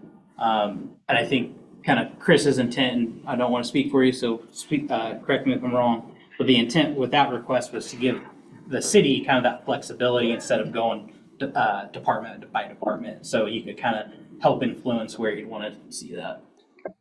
Yeah. Ben? Well, nobody's going to want to hear this, and I don't even like it. I'll be honest. But I came up with $1.5 million that we could cut this year. Some of it would need to come back in future year. But that's just a starter. I could have this copied and everybody can see it, or I could just read it off to you and explain what I'm talking about. My thinking was, if we looked at each one of those and had a conversation, and then went from one to the next and decided, yeah, we can do that, or no, we don't want to do that, or whatever. I'm totally fine with that, but there is money that could be cut. And it would take 2 or 3 years with the income from your tax base, to get back up to a budget that is balanced. As Mike said earlier, we're $1 million behind. And doing some of this would help us get there without charging another fee. I remind you that it was even mentioned in here from 17 to 22. They put in a fee because the ending fund balance always shrunk down. That's one way of looking at it. The other way to look at it is, if you wanted $1 million ending fund balance, you would budget for that. You would put that in the line item, and then you would cut costs to account for that. But we don't do it this way at Philomath. We just ask the citizens for more money, and that's just how it is. So whichever way you want to do it, we can make a copy of all these before if that's okay. Or would you rather come up with $1 million? Like I said. I'd love to see it. Yeah. Thank you. If the committee wants to see it, we'll make copies for everybody. Chris said if the committee wanted to see it. Yeah. I guess this is a motion. I have a thought on that. I love that you did the work to do that, absolutely. But I don't know if is that our place to do that, or are we depending on the department heads to make those types of decisions? That's one thing to give the department head suggestion on what you come up with. Another thing for us to dictate what the department head should be cutting. Well, I would say the budget committee is supposed to propose a budget to the city council. I'm just thinking out loud here. That's what I'm doing. Therefore, I got you, Chris. we would what we come up with is what we come up with. I mean, yes, the city council is sitting around the table here. They can choose not to do any of it. So, in full transparency, the reason I asked for $100,000 to $150,000 in cuts was because I also went through and made $100,000 to $150,000 in cuts in this here binder. I would be very uncomfortable with $1 million in cuts in one fiscal year. I think I'm still happy to look at your totals, but that's, I mean, like half of our general. This is how much Yeah. is possible. Yeah, I understand that, yeah. But I think it just goes back to, I think the point it sounds like several of us are trying to make of like, I just want us to consider both sides of the coin, regardless of where we end up, because maybe we'll look at the other side of the coin and be like, no, that's awful, we don't want to do that. But I still just would like us to consider that, because I totally hear what the city manager is saying around if we cut education and training for staff, that will have negative consequences. If we cut maintenance, that will have negative consequences. And I just think, as I said earlier, I don't think there's an option here where there's not some kind of negative consequence. No, yeah, it goes one way or another. It's a Right, including double-edged sword. passing a fee. And the last thing I'll say is just somewhat in response to Cody, who talked about the messages we've received. I think there's maybe, well, there's maybe a message just completely opposed to it, but I think we've also gotten, we've gotten more testimony saying 14 is too much, can it be lower than 14? We've gotten more of that testimony than we've gotten just saying, don't do anything, which I think is part of where I'm trying to go with this of like, can we tighten our belt a bit and get a little more, can we do both sides of the coin at the same time? I don't think it's we either do it or we don't. I mean, that is an option, but I just, I would like us to maybe look at that, but I'm just one person. Spencer? Regardless of whether we are able to make line by line cuts, I'd like to know the type of thing that's even cuttable right now, because some of this is contracted or Right. And that's stuff like union wages, or, I mean, you know, there's a little bit of stuff we can do around that, but a lot of this is like, we have to do this legally no matter what. And I believe that the city staff presents a tight budget. I've looked at it for 5 years in a row now, and I don't think we're just blowing money in crazy spots, but I don't know that everybody knows that that's not what's happening, I think there's very little waste, if any, and I think that, so then we have to put a real face on what we're talking about. We're talking about people not, cutting jobs and not being,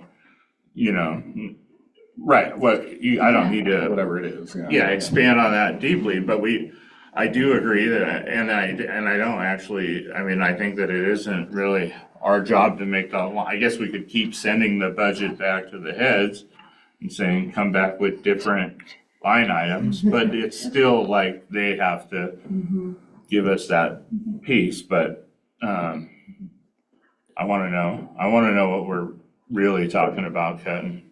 Diane? I appreciated what he was saying. I've also looked at the budget for a few years, and I don't think we have a bunch of excess. I do believe in the training, that it's more important than people are just kind of washing that off. Don't we want our police officers, for example, to be the very best that they can be when they're protecting us and taking care of our community? If there's training that they can take to become better, I don't see that as a possible place to cut. I think it's really important that they have all the tools available to help us. We are asking for $14 a month, which ends up to be $168 per year for a household. Low income would be half of that, so that's $84 per year. I don't know if you saw the GT, anyway, I did, and Corvallis was proposing a 1% income tax. So easily $600 a year or much more, depending on your income. $600 would be a $60,000 job. We're talking $168 to make our community stronger and safer, and to retain the good police officers that we have. I am sick that we lose so much money if after a year or two they go somewhere else. 3 years. Two questions, or I guess points. I guess one question is, are we deliberating right now the city services fee? Okay, because at some point. Yeah, we do have to get to that point when we're done with deliberations, but yes. And then the other thing, to clarify, the $14 a month is supposed to bring in 400 and some odd. $403 and $403,200 into the budget. And that is being more or less, like when looking at the police budget, the increase from the budget this year to the proposed budget for next fiscal year,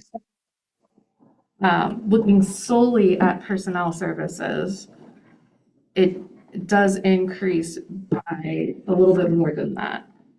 And so, like, in theory, that is where it's supposed to be going, correct? Like, I know it's not necessarily, well, yeah, no, that's what I meant by, yeah, 2,055,000, wait, I'm sorry, where is it? $224,733 is the difference between those two. And so even though it's not necessarily all going there because there's increases in other places as well, in theory. So we want to make a copy of what Van has and you all would like to see that? Is that what I'm hearing? Yes. Van? Absolutely. Okay. Crystal, got a motion? Oh, do we have to? Yeah, I think that, I don't think there needs to be. Teresa, go ahead and enter. Oh, I guess. Yeah. I'm coming to the end of my second term as a state counselor. And I can tell you in the years that I've volunteered at this position, my respect for our managers of our various departments in the city has increased as the years have gone on. I've seen the efforts and the work that they put in to answer our questions, to come back repeatedly with evidence of things. I don't know if it's in my will stance, even after the numerous years I've served, to know all that they know about the various things that they do, and to have all the particulars of why this training is necessary, why the state requires this training, why this registration, why. I don't know if it's in our wheelhouse to necessarily have all the information that they've accumulated over their years of working for the city. I've seen the budget over the years. It is always difficult to address the revenue issue for our city, to say, do we need more money? What can we cut? But I have seen consistent awareness of our managers and trying not to be exorbitant in their request and explaining, thankfully, thank you so much, the answers to the questions we ask about budget and why increases are necessary or what is necessary, and to the best of their abilities. I feel confident that, yes, I think we can make some cuts possibly, but I think our city is in the condition that it is, and with the safety and the beauty and the position that we're in as a city, due in main part because of the good employees that we have, be it police, be it public works, be it staff and city manager. I'm proud to be a part of Philomath, and I painfully will admit that maybe we may have to look at a revenue of some sort. And believe me, I do a lot of work, and I'm hurt sick that we have to consider a city fee of some sort for some individuals. But the reality is, I'm coming to that point in this deliberation where I'm thinking that it may be necessary to have some sort of revenue increase. That we can't do all of this and be in the position we want to simply by making cuts. And that's all I wanted to say.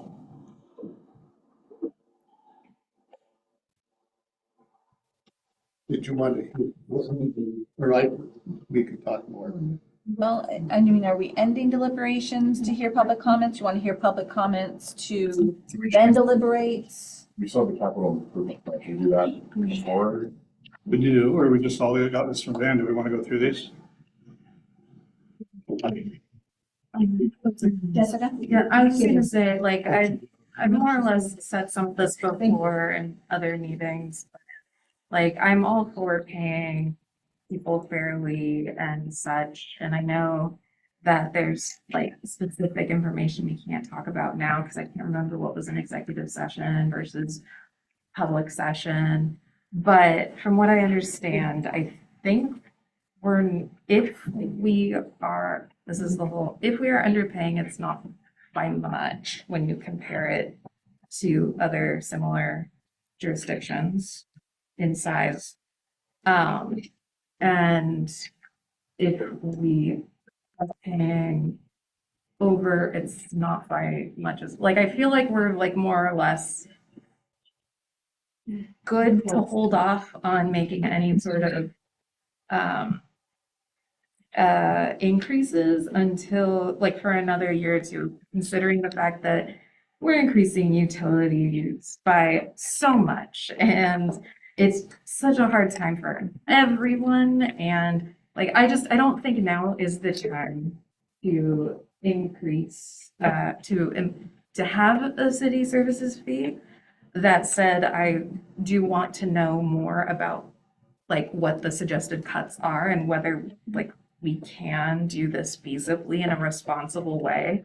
And then the other thing I have brought up before is regarding additional revenue via cannabis, because we currently do not functionally allow cannabis dispensaries or manufacturing or any of that in the city limits of Philomath based on like not being within a certain distance from different places. And I know it's a very contentious topic for a lot of the people in the community, but I also think it's something worth having a conversation about. And it wouldn't fix the problem now, but getting additional revenue, because we already get revenue from cannabis sales through the state level, yeah.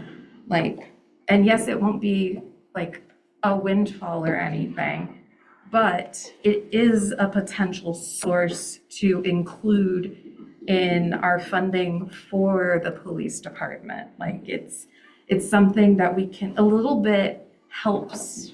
And I just think it's something to consider.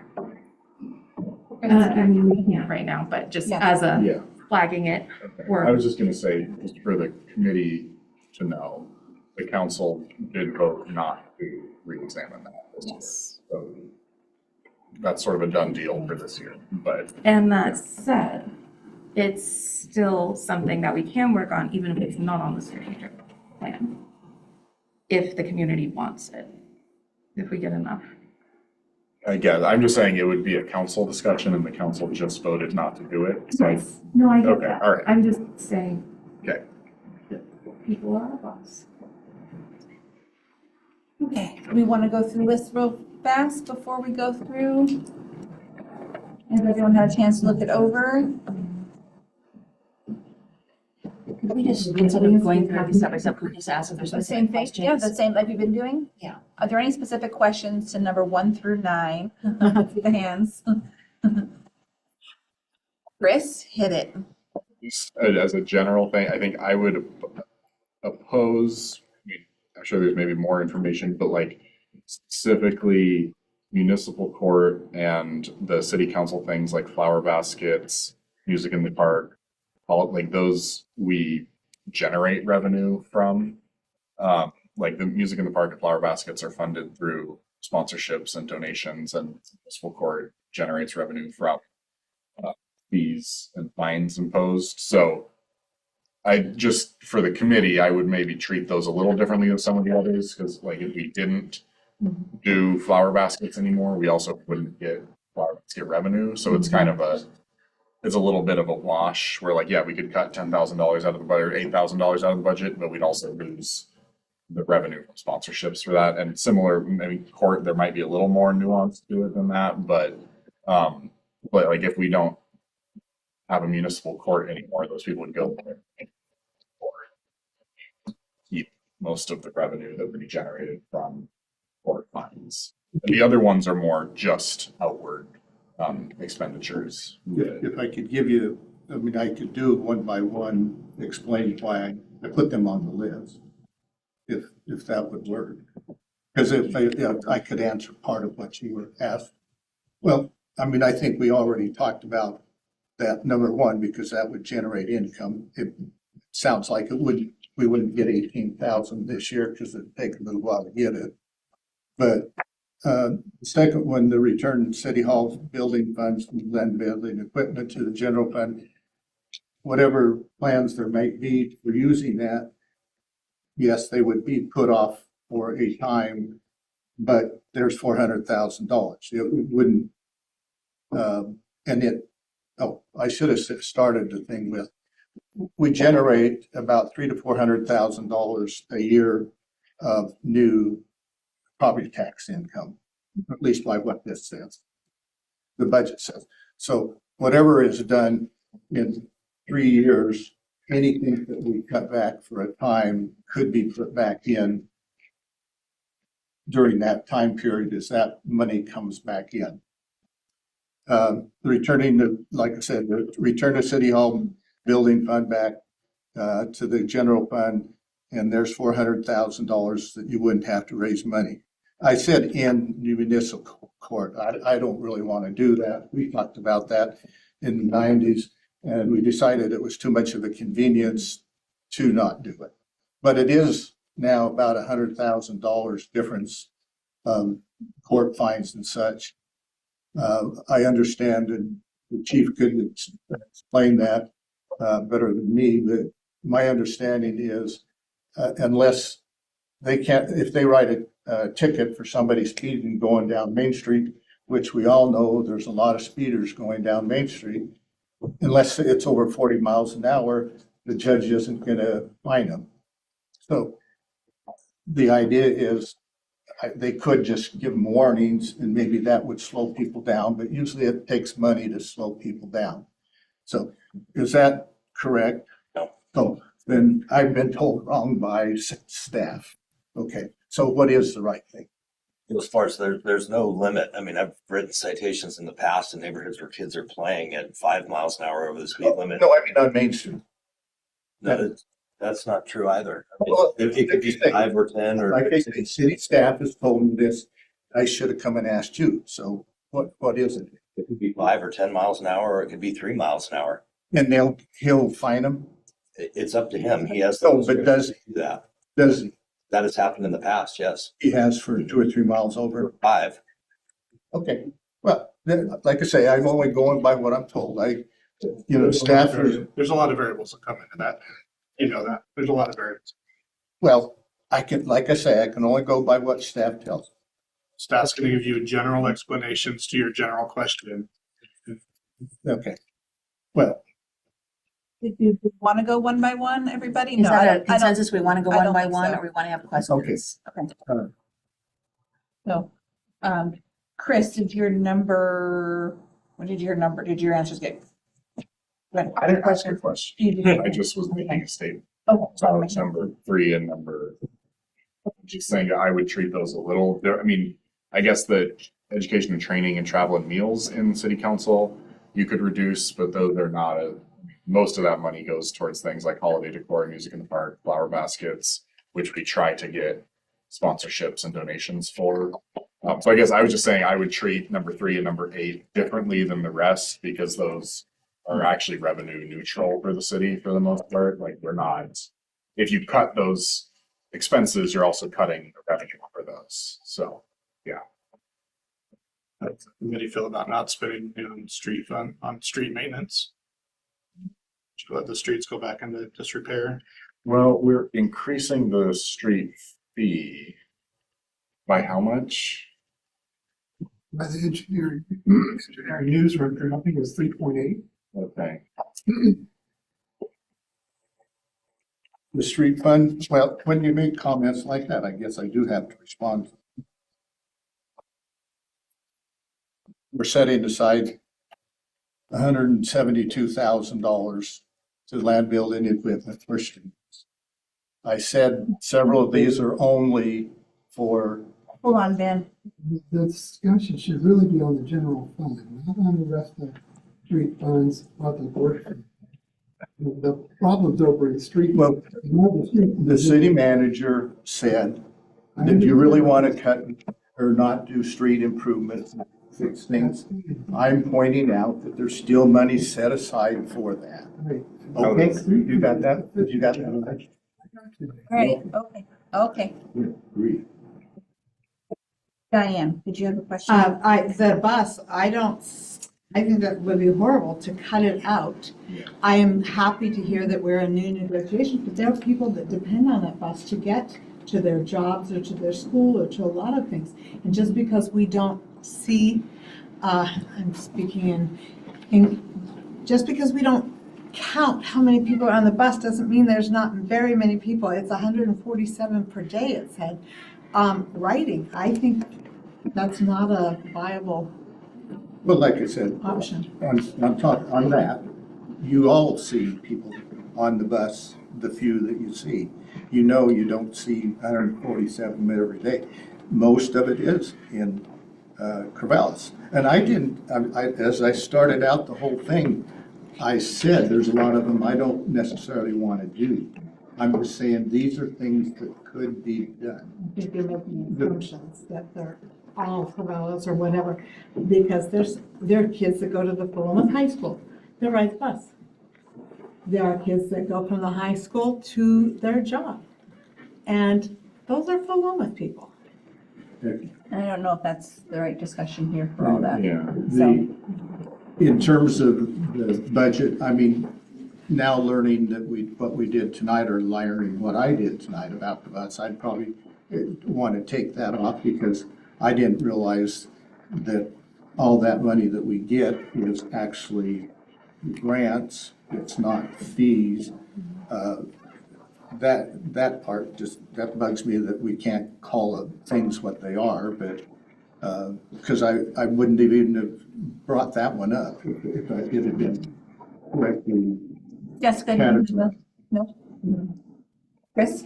I guess skipping ahead a little bit on the agenda to like the next meeting. We're gonna run out of time, we keep going with this. No, that's what I'm saying. It's just, like, now that we all have this, I wonder if it might be better to think about it. Departments have this. Right, and to kind of contemplate it, because I don't think we're gonna get a lot, like, no one's seen this before, we're all just kind of reacting to it in real time. I'm wondering if maybe we should just, we all have this now, we can put it over here. Maybe have any final discussions about anything else that hasn't come up, and then I want to hear from public comment. And then we can maybe chat a little more after public comment if there's anything that comes up from that, but I just, like, I feel like we're getting to the point where I'm hearing similar things, which makes me feel like maybe it's time to hear from the rest. Okay, so we're going to hold on to those for now.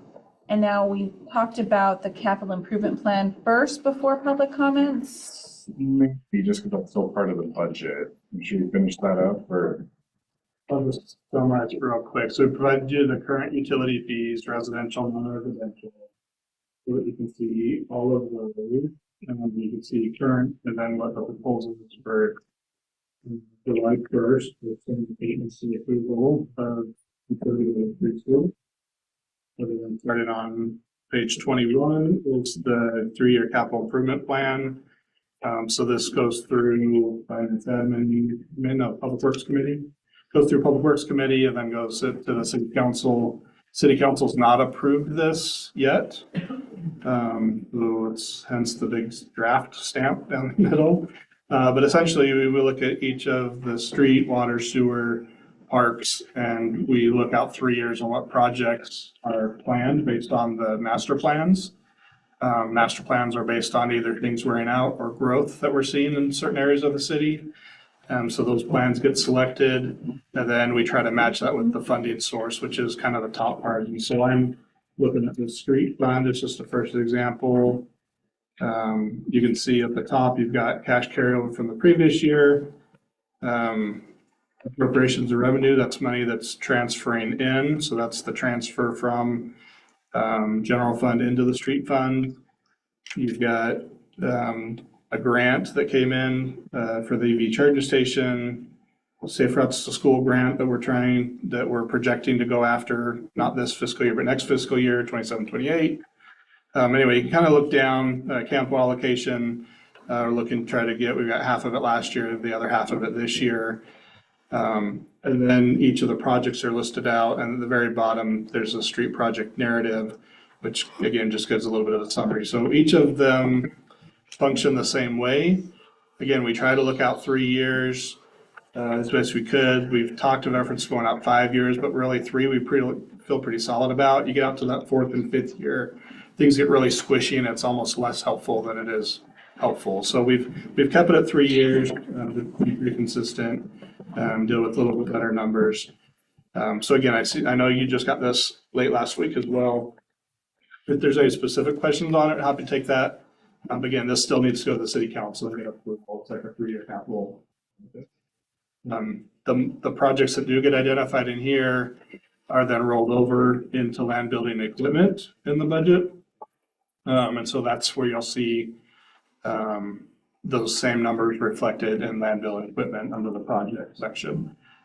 So this year specifically, although we look out 3 years on this, we're really just approving the 26, 27 project list, and the funds that are there for 26, 27 is what the city council approves when they look at this. So hopefully that's helpful. Any questions on the capital improvement plan? Jessica? Not a question, but just for the public, the master plans are located on the city's website on the Public Works page. Yep. In case you want to know more. I just have one question. The ones that say awaiting funds, is that either just budgeted funds? No, they would be budgeted. Or is awaiting funds like you're proposing a grant or anything? Or, I mean, there's several, just in general, there's several, so is it good to be either way?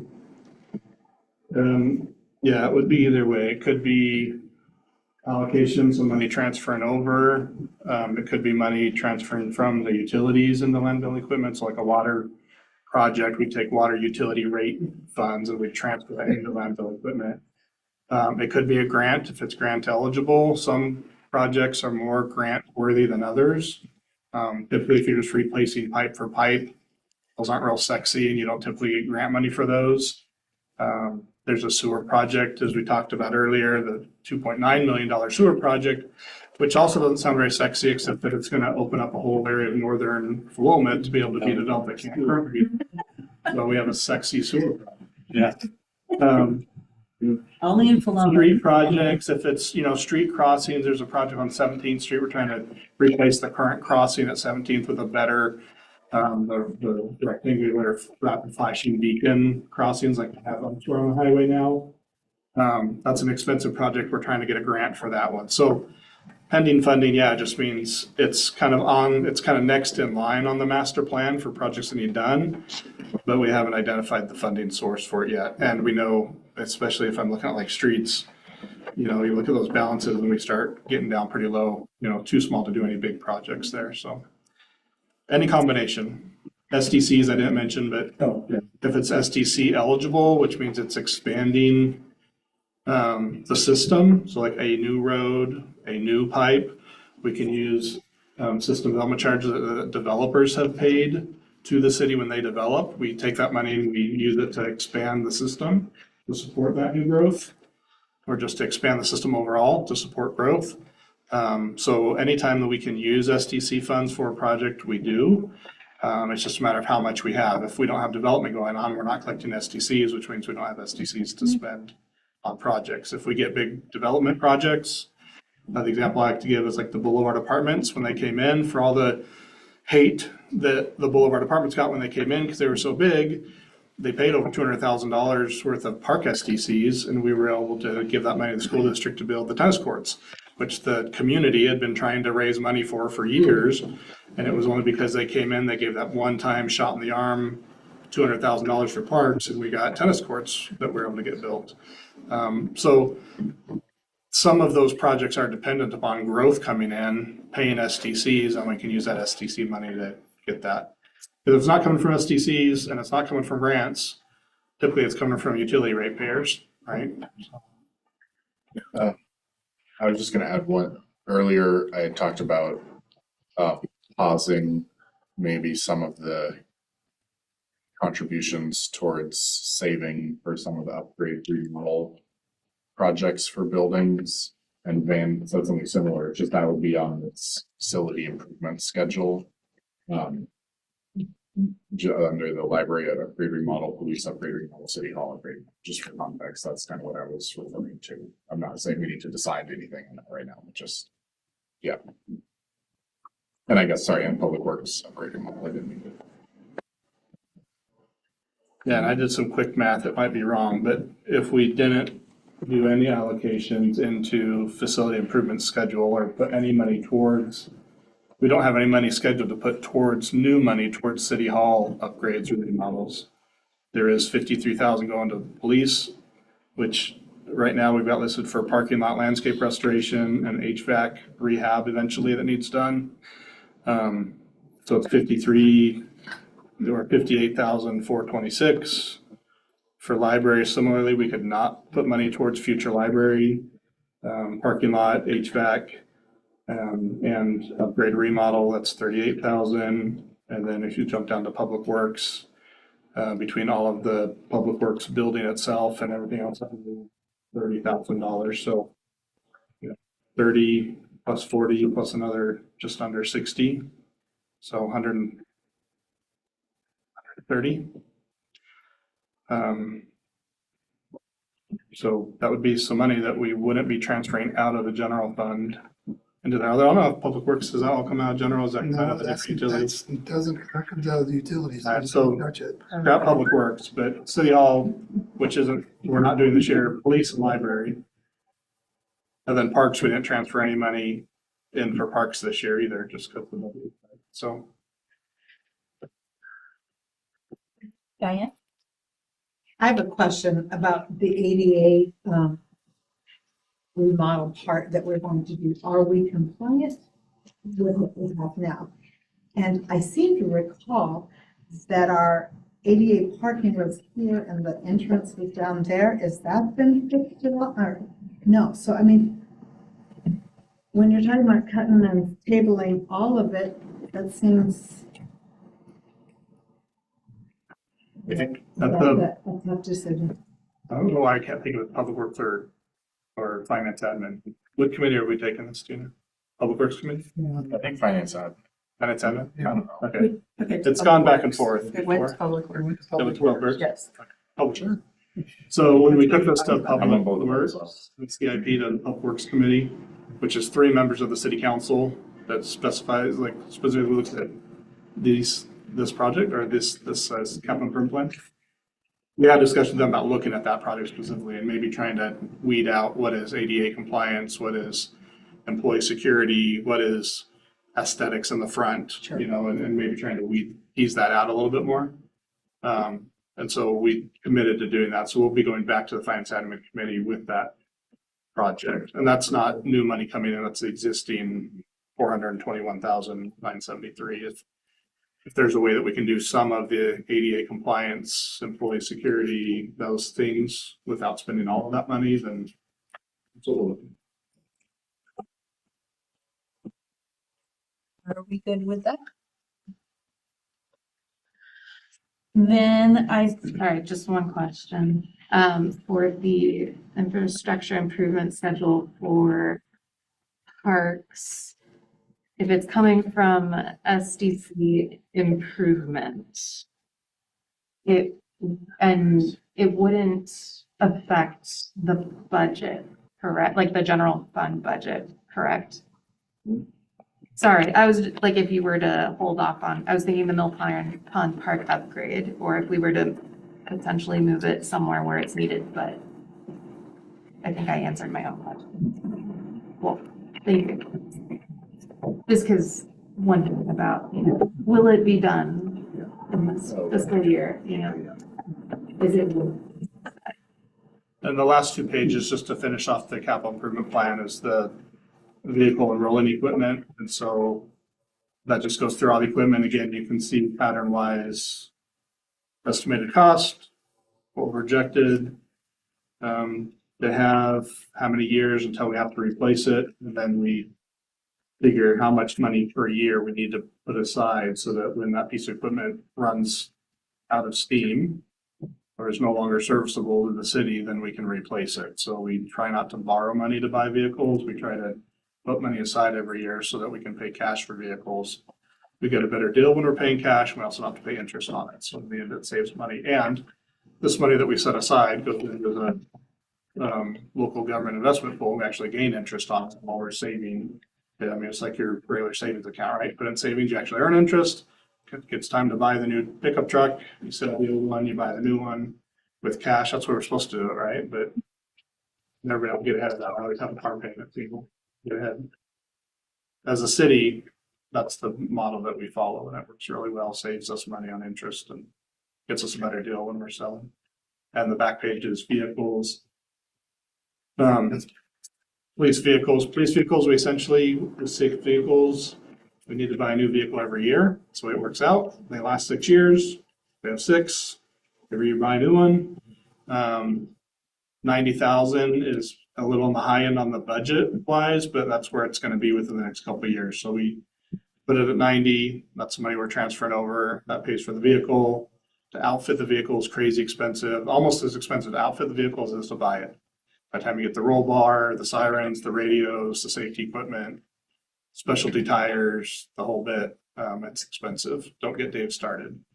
A lot. We feel you, Dave. So that's the capital improvement plan. And again, city council will be looking at that next month, this month, next month, May, Next month, June, yeah. June. In the June, by the time they see it.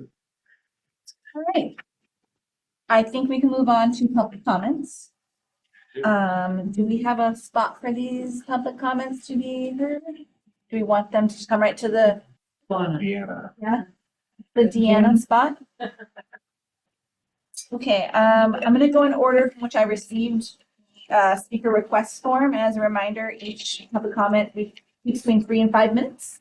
Kyle's gonna help me keep time so I can focus on the comments. So I think that's about right. I will have Kathy Berry come forward, please.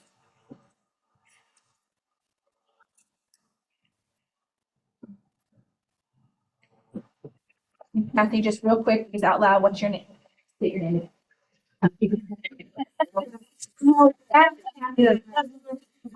For 37 years.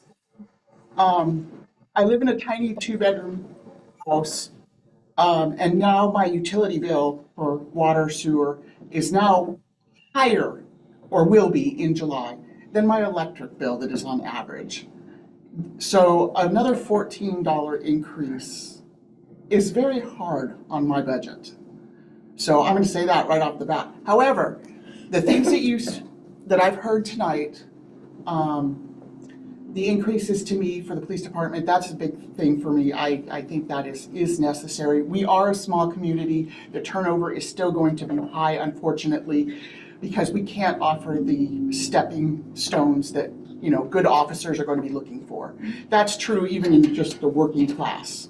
You start out at a small business, you move up, it is what it is. However, the other thing I wanted to say about that was that we already get that funding from our taxes, our property taxes. That's where you currently get your money for this budget that you're working on. So I don't like the idea of separating it and adding a fee over here and taxes.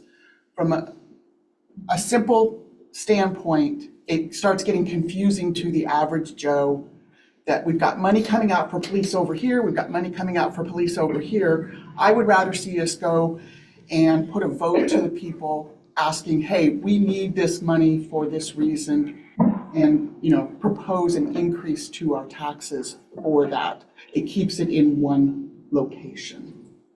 And I think that's simpler on understanding. But to add that 14, you know, that's the police and the general fund is not part of our utility bill. So adding that fee there seems kind of weird to me.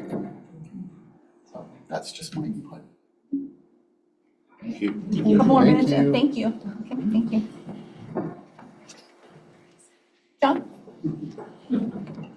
Now I got it, now that I got it. So first of all, I'd like to say thank you for all the work that you do as an officer. I appreciate you. I think you're absolutely necessary. I think you deserve a fair pay. But at these times, people are struggling.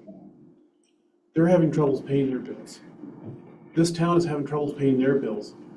But you're fleecing the people that don't have any money. We're all fighting to stay alive. We're all finding ways to take and make the budget work. So I ask that you guys think hard, find an alternative way to, you know, draw money out of something, grow something for the city so that it gets bigger to increase that fund. Don't just keep fleecing the people. They just can't keep taking it. I got a raise that was less than the cost of living, so I took a cut in my paycheck. And, you know, I'm soon to retire. My paycheck is gonna get cut in half, literally. And I just, you know, I don't know how I'm gonna keep affording living. I moved from Corvallis. I'm paying $130 for water. We don't even turn the spigots on. For $130 for water, for just having it turned on. Here, it's $113 just to have the water. It's crazy for something that's so necessary, but because it's necessary, it's easy to attack. We can get everybody with that. We can just keep taking the money from the people because they gotta have it.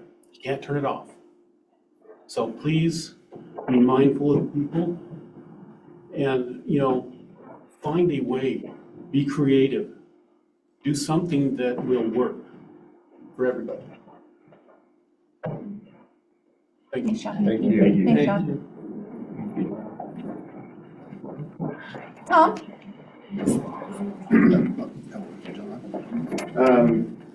So I know several of you, but not all of you. I was on the budget committee in Philomath from about 98 to 2008, chaired it for about 8 years, I think.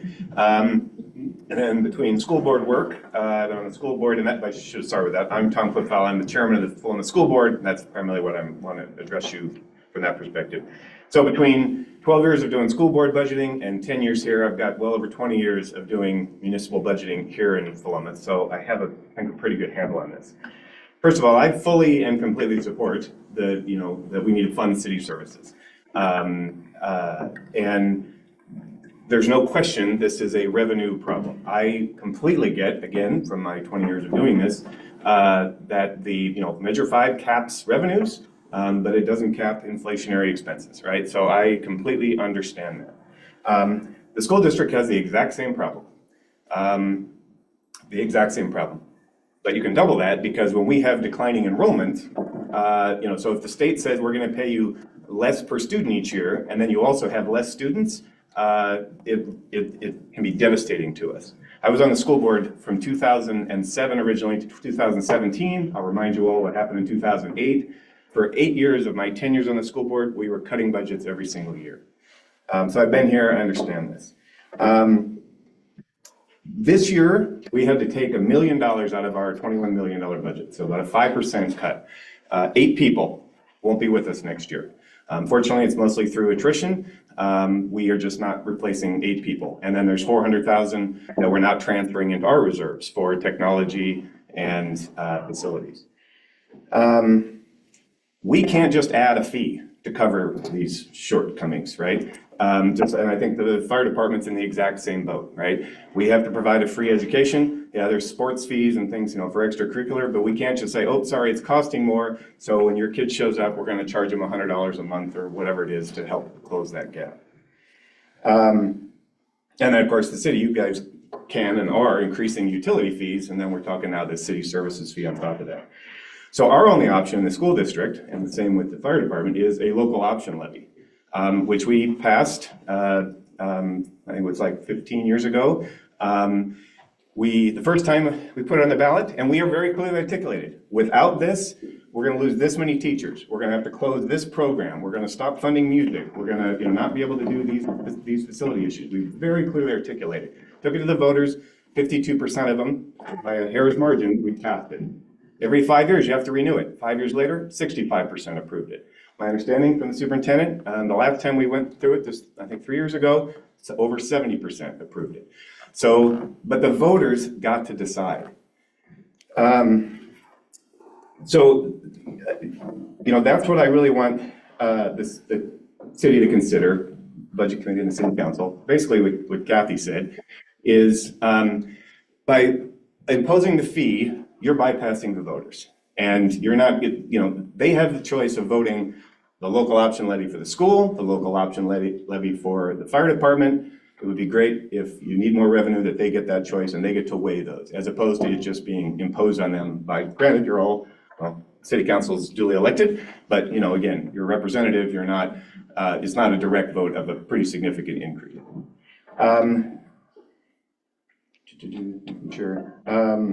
So then my last comment would be, if you really feel you need to move to a city services fee, and I understand why, I would ask you to, ease that in.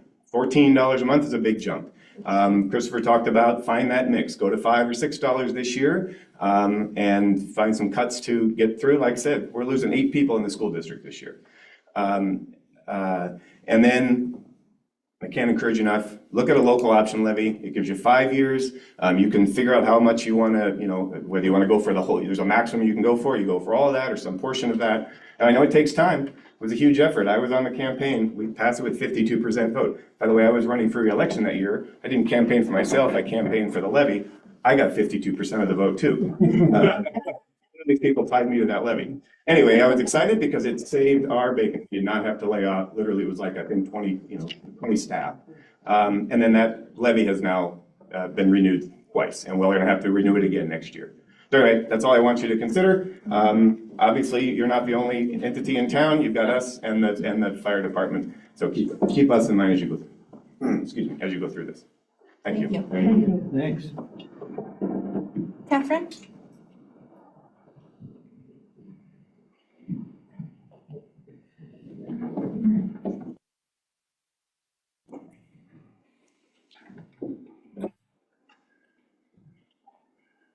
Tough act to follow. Budget committee members, council members, and this room, some of you will recognize me from my work in the community. Have served on the city council before in the budget committee for 4 years, from 2018 to 2022. Currently, I work for a state agency and manage millions of dollars in budgets and programming that is relevant to services that are received by folks in the state. I just wanted to just listen to this conversation. We did miss out on a testimony. An individual had to leave this evening. So having sat through this last couple of hours, really wanted to point out the concerns that I'm hearing in the community. A lot of folks are talking about this proposed city services fee. Most of them, when we encourage them to come, Robert and I, my husband, when we encourage them to come speak before this group, some of them quite colorfully expressed the reason that there would be no good reason for doing so, that it would be a worthless effort. I'm here believing that there's still a reason that we have a representative government and that you're here to hear from some of the folks in the community, but I would ask if any of you have actually gone out and talked to people on the street. When we talk about, here we are again, while I was on the budget committee, the city, always the same conversations I'm hearing tonight. We have budget shortfalls, we have to maintain these types of services, these types of expectations. Cuts were never considered, or there wasn't a pathway to those cuts. And so we're once again asking for a considered increase from Philomath taxpayers. And residents are being asked to do more with less. I hear tonight that, $168 isn't a lot of money. But I would say that for a lot of folks, it is a lot of money. And having spent 12 years in our local food insecurity programs here in this community, I can assure you that $168 a month is a significant amount of money for a lot of folks. To think that it isn't means that we're living in a different space in this city of Philomath that we share together. In 2021 and 2022, some of the budget impacting issues that were persistent, that may have an impact on how we look at budgeting today, is that we consistently have sat in the Public Works Chair as Public Works Chair for one of those years.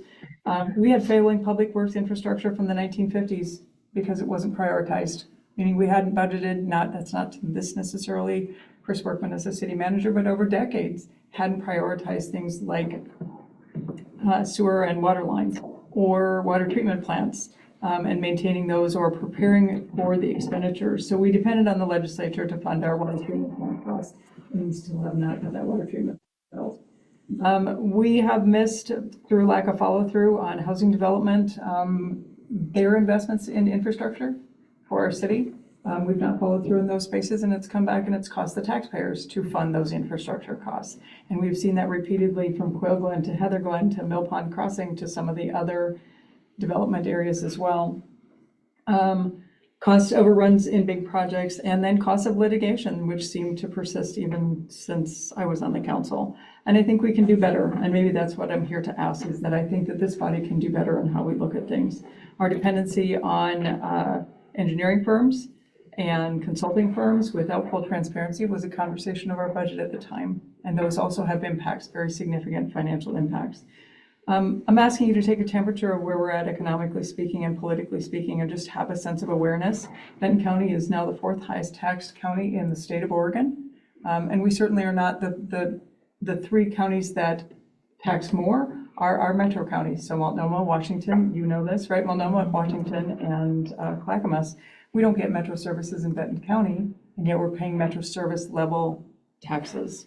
The recent $4.3 billion ODOT funding tax bill that was referred to the voters through an unprecedented push of voter petition signatures of over 250,000 in a very short period of time was overwhelmingly voted against, with 83% of the votes saying no, we don't want to pay those taxes, and those expected costs were no more than $100 a year for comparison. And every single county in this state said no. So it wasn't just metro versus rural, it was every single county said no. Across partisan lines, across ideological and across demographic lines. Lynn Benton Community College has been forced to cut because of budget revenue impacts. For the last 3 years, they've been cutting programs and staffing. It's a difficult conversation, but sometimes it's necessary. And at the state level, we are seeing in state agencies across the state reductions in force, or actually 10% or more budget reduction exercises, because it's just necessary sometimes because revenues fluctuate. Catherine? Yes. How much more do you have? I'm about done. I just wanted to make sure. I will extend a little bit longer. Just I appreciate yes, it. absolutely. Just wanted to make sure. So I'm not here with a solution necessarily, but I am asking that you seriously consider. I do not support this. I know a lot of my neighbors, my community members, my business owner associates don't support these additional services. It sounds like it's a slippery slope where we're going to start it now and we might increase it going ahead. We don't really know what we're receiving for that, but the fact is Philomath and the city, would I rather have no increases or rebranding of the city of Philomath, for example? Well, I know where I'd have to put my budget priorities.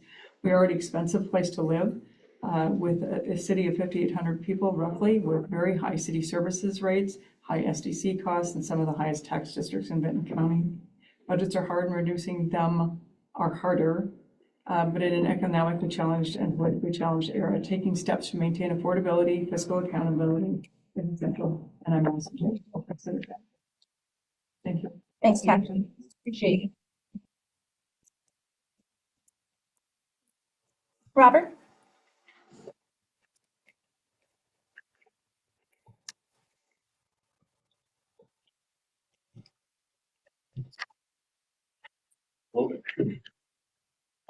Fisco, I sent a very short testimony in earlier today. No, I have that, just so you know. Gotcha. I didn't know if I was going to be able to be here in person, when time to be. I've been a former resident since 2011. We've been in Philomath for 21 years, in the city since 2011. I am strongly opposed to this fee. I understand, I deeply appreciate our Philomath PD, and a lot of the city employees are amazing. But this is a tough time to be able to have such a drastic. Just a little, in my testimony, I referenced different cities and fees. Another one that I found also is the city of Crestwell, which is, I think, here in the 55,000 range. They have a fee of $4. Now, I very much am for, it's a struggle for all of us. And you know, as I talk to my community members, there's lots of people out there that are struggling very, very hard during these times. How do you find a balance? And I would absolutely, if there is a fee, if you can't, and obviously I heard lots of good conversation here today about potential areas where you can tighten the belt and get by. If there was a fee absolutely necessary, I would, it's got to start very, very low and progressively go up. And when it's the more appropriate time, but I to have a $14 out of the gate, it just, and I hate to use the word, but it's just so aggressive for the average household in Philomath. Other than be some people that, you know, of higher incomes, absolutely handle that. But when you're talking about the average person in Philomath, if you go around and talk to the residents, the average one is gonna say absolutely not. And I'm here to try to elevate a voice of the people that I've talked to, and some of the research I've done. So I thank you for your time, and appreciate your dedication to listening. Yes. Thank you, Robert. Thank you. Are there any public comments online, Crystal? I believe that was Robert. It was Robert, okay. Just wanted to make sure. Okay. Just wanted to make sure. Okay. Kind of circling back to maybe what you were looking for, what kind of Cody talked about. Are we looking for a motion or something to have the city come back with a more tighter defined budget, or do you think we got that already? You think we got that already? I guess I'm referring to, That says. number 80.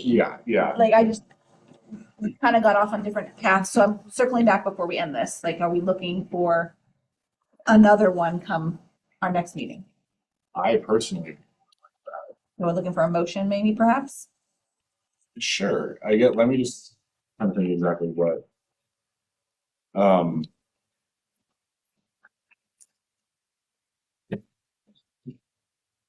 Yeah. Well, it's not a motion, but at some point, I was reminded, we did have a conversation about potentially proposing a levy versus implementing a fee.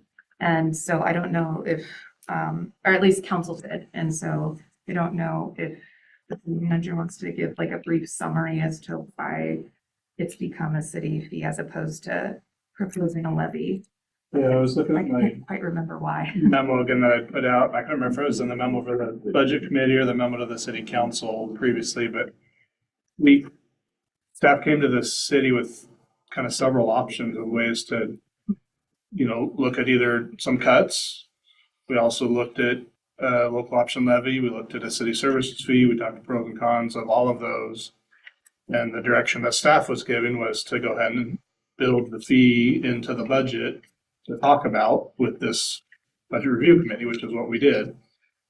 We didn't have additional conversations about cuts at that time, and we didn't have additional conversations about local option levy at the time. Mostly, I think with the local option levy, it was a timing issue, right? I mean, we've been talking for several years now, watching the Indian fund balance decline.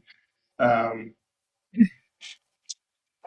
we've not taken steps prior to, a few months ago about really having a conversation about how to rectify that. So for this year's budget, the decision was to look at doing the city services fee. It could be implemented fairly readily. We've already, have an avenue to do that collection. A local option levy would take some time to implement, and it wouldn't take any impact on this year's budget. So that was why it wasn't pursued, I guess, for this year. Thank you. Yeah, I couldn't remember. The timing was too close to get into the ballot. I don't remember. Do you? Yeah, I mean, I don't know. I think I'm trying to answer your question without inserting my own personal feelings into it. I see. Yes, I think I don't feel like there was a super strong direction either way. I think it was just that the city services fee, there was a lot less complicating logistics around it than there would be for a levy. Okay, because I do remember the consensus was we do want to hear from the public, and somehow it became. Cool. And there were questions about the question, like how much we would actually get. Yeah, just because not everybody was there. I mean, I don't want to tiptoe around. I mean, there was a vote taken. Yeah. It wasn't unanimous. It was a 3-2 vote of the council that directed staff to build the city services fee of $14 into the budget, bring it to the public, let the public know that we want to hear from you, bring it to the committee. And so, it wasn't a unanimous, yes, we're all behind this. It was a matter of let's build in the budget and let's take a look. Let's hear from the people and hear from the budget review committee. But it wasn't unanimous. There was some opposing thoughts and different ways of looking at things. So no, I mean, we're doing what we were instructed by the body of the council to do. And I'll kind of leave it at that. I guess I was just saying that I think in arriving at the difference between a fee versus a levy, like the council, that wasn't as much of like we didn't take a vote on that. We were just kind of like, yeah, I guess a fee, sure. And that was lumped into the motion. But yeah. Just one other point of clarity. I think the thing that led most of the discussion towards a fee was not just the complexity of the levy, and timing, but also the uncertainty of a levy. If you go through with the 9 months of a budget without knowing where anything's coming from, it could drastically impact, and we didn't feel like it was preempt. I guess I don't want to speak for everybody. I didn't hear people saying that they felt like it would have been preemptive enough at the time to make sure that we could plan appropriately. In the absence of that passing, it would have been it would have been a pretty big risk in terms of making sure that we're honoring our obligations. Teresa, thank you. I don't know how possible this is, but could we look at a combination of lower fee and some cuts rather than just simply, I mean, I don't know if I'm comfortable just, we have to make it all with cuts, but can we look at a combination of the two, maybe a city fee that's lower in addition to some cuts somehow? Because obviously the voice is that we need to have the city fee be a little less because of the economic condition of a lot of our citizens. But in reality, we do need some revenue that's a little more immediate than maybe a levy would provide. So I don't know if it's possible to consider something like that, but I sure would like to consider it or see what it looks like. And where a feasible cut could be made, as Cody was talking about, and Spencer too, about that wouldn't necessarily affect the safety and well-being of and city services that we so enjoy now, and keep a certain level of the quality of life that we have here in our town. I'm willing, we have to pay for that, but maybe we can do it in a way that's a little less painful. Chris? I agree. No, what? No, I just, Okay. that's Wait, what that I'm one's saying all sarcastic. night. No, that's all I'm saying all night. Yes, yes, I think that's what I would like to see an option for. I think, I'll just say for the record, personally, and I think I said this when we had the council meeting, I would prefer a levy or something on a property tax bill for various reasons as opposed to a fee. But the ship sailed a little bit on that one, for now. I think, one suggestion that a little birdie dropped off on my desk, Wonder who that was. would be, on your note of like, if it, instead of having a dollar amount that we're making in cuts, like I asked last time, if we do a dollar amount on a fee. So the current budget incorporates a $14 per month fee. Like, could we ask for you to come back, and if we said there was a $10 or a $5 per month fee, what that budget would look like? Without cutting into contingency on any fund balance. Maybe. We're struggling to keep, we'll bring you what you want. We're struggling to keep the ending fund balance solvent.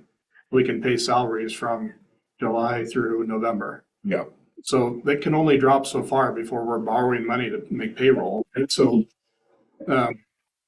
yeah, we can continue to drop that down. But at some point, we're not making payroll, and so then we are just making cuts to services at some point. And so yeah, what we need the direction on is what services are that you want cut. And guess what I'm hearing from you is you want me to recommend what services I want cut. I mean, I can make a motion right now to cut money from departments. I'm trying to give an opportunity for staff to tell us what they think on triage list, what's at the top and what's at the bottom. Because I can make that motion right now, but I would rather do it in a more informed way to make decisions where, because as Teresa said, as others have said, I don't know as much ins and outs operationally as people do. And so that's what I think I'm trying to get at here is like, if we are going to make some cuts, what is staff's sort of triage list of like, if you do not cut this or the world will fall apart, whereas like, this will sting, but we'll survive kind of thing. Because I understand, I don't think there's anything in there that like is fluff. And the things that are fluffy, we get revenue for. So, for lack of a better term, but yeah.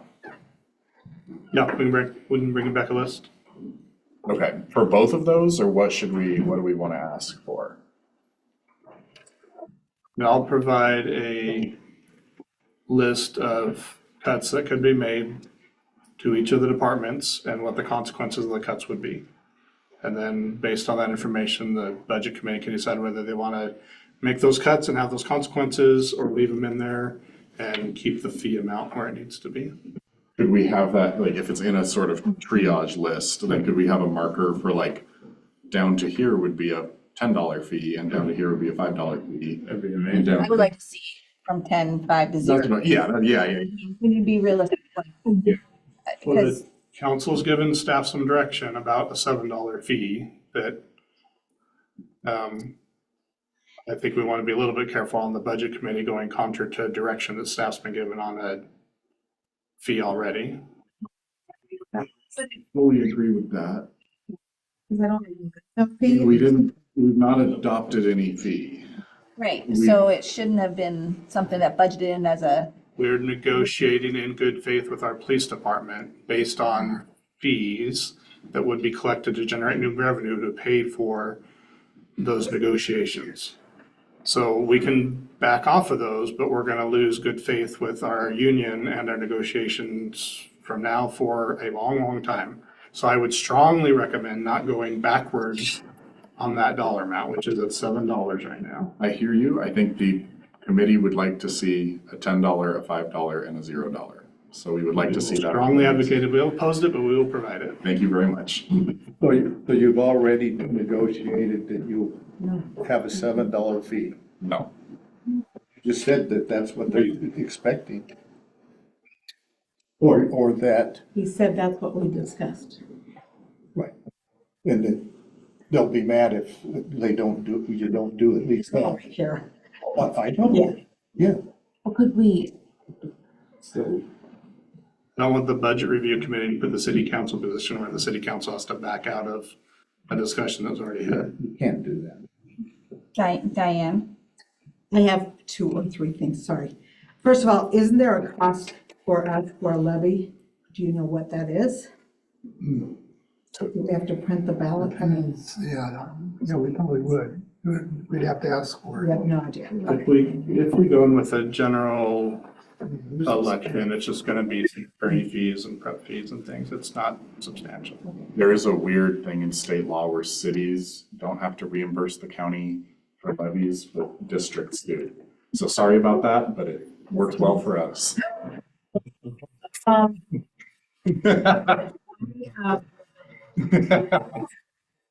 I feel very good that we have talked about having a low income price. I think that's very reasonable. I am on a fixed income. I am a retired teacher. Teachers don't make tons of money and I'm retired. But I don't go out to eat. We eat tuna fish. I'm a lot of cost cutting so we could do what we choose to do.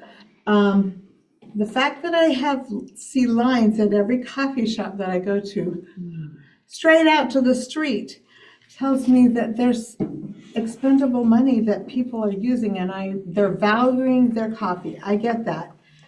But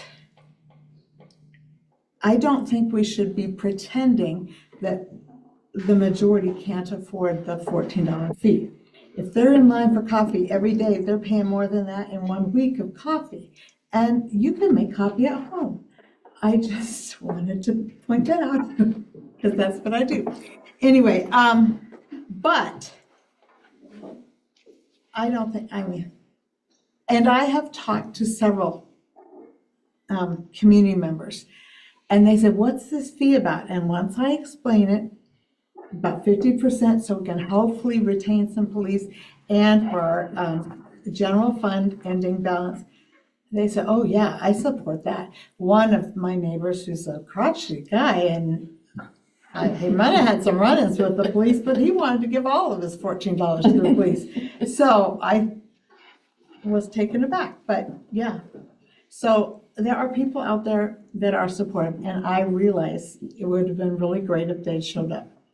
But I don't think we need to overly weigh on the 5 people that do show up. Cody, I think I had Cody in my peripherals. Okay. Wait, Teresa, I'll get you. Go. Just a quick process. So budget review committee will eventually recommend a budget to the city council to whether or not the city council chooses to follow our recommendations, their prerogative. Is that correct? So even if we decided no fee or $14 fee, the city council could completely ignore our recommendation and approve what they want. Is that accurate? To a point.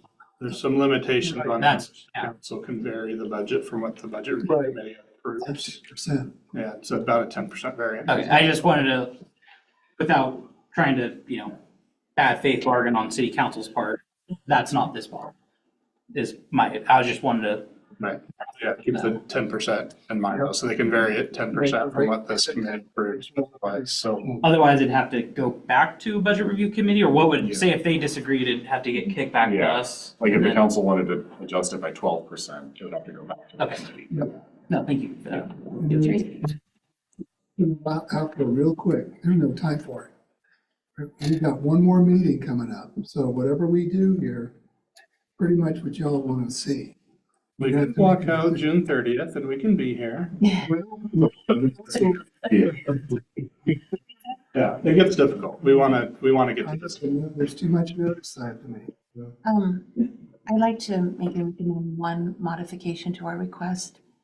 Would it be possible, knowing what we know now about what city council has decided, and I'm more comfortable having maybe a $10 and a $7.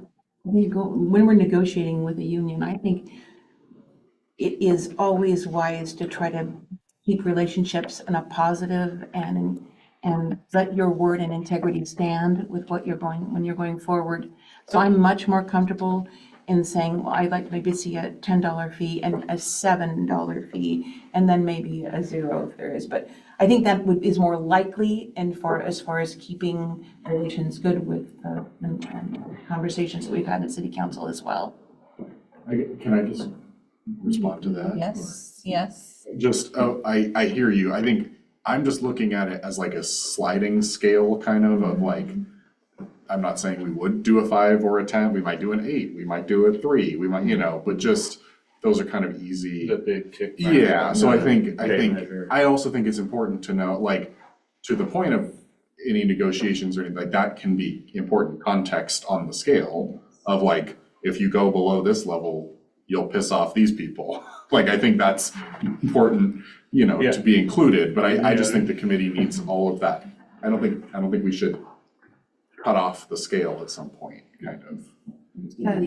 Two things. One, we're assuming that personnel, like that we would not be increasing the, like what we pay the officers if the contract goes through. I don't know if that's what you would intend to do, or if you would be putting that lower on the list and instead maybe, you know, there's something else that gets cut first.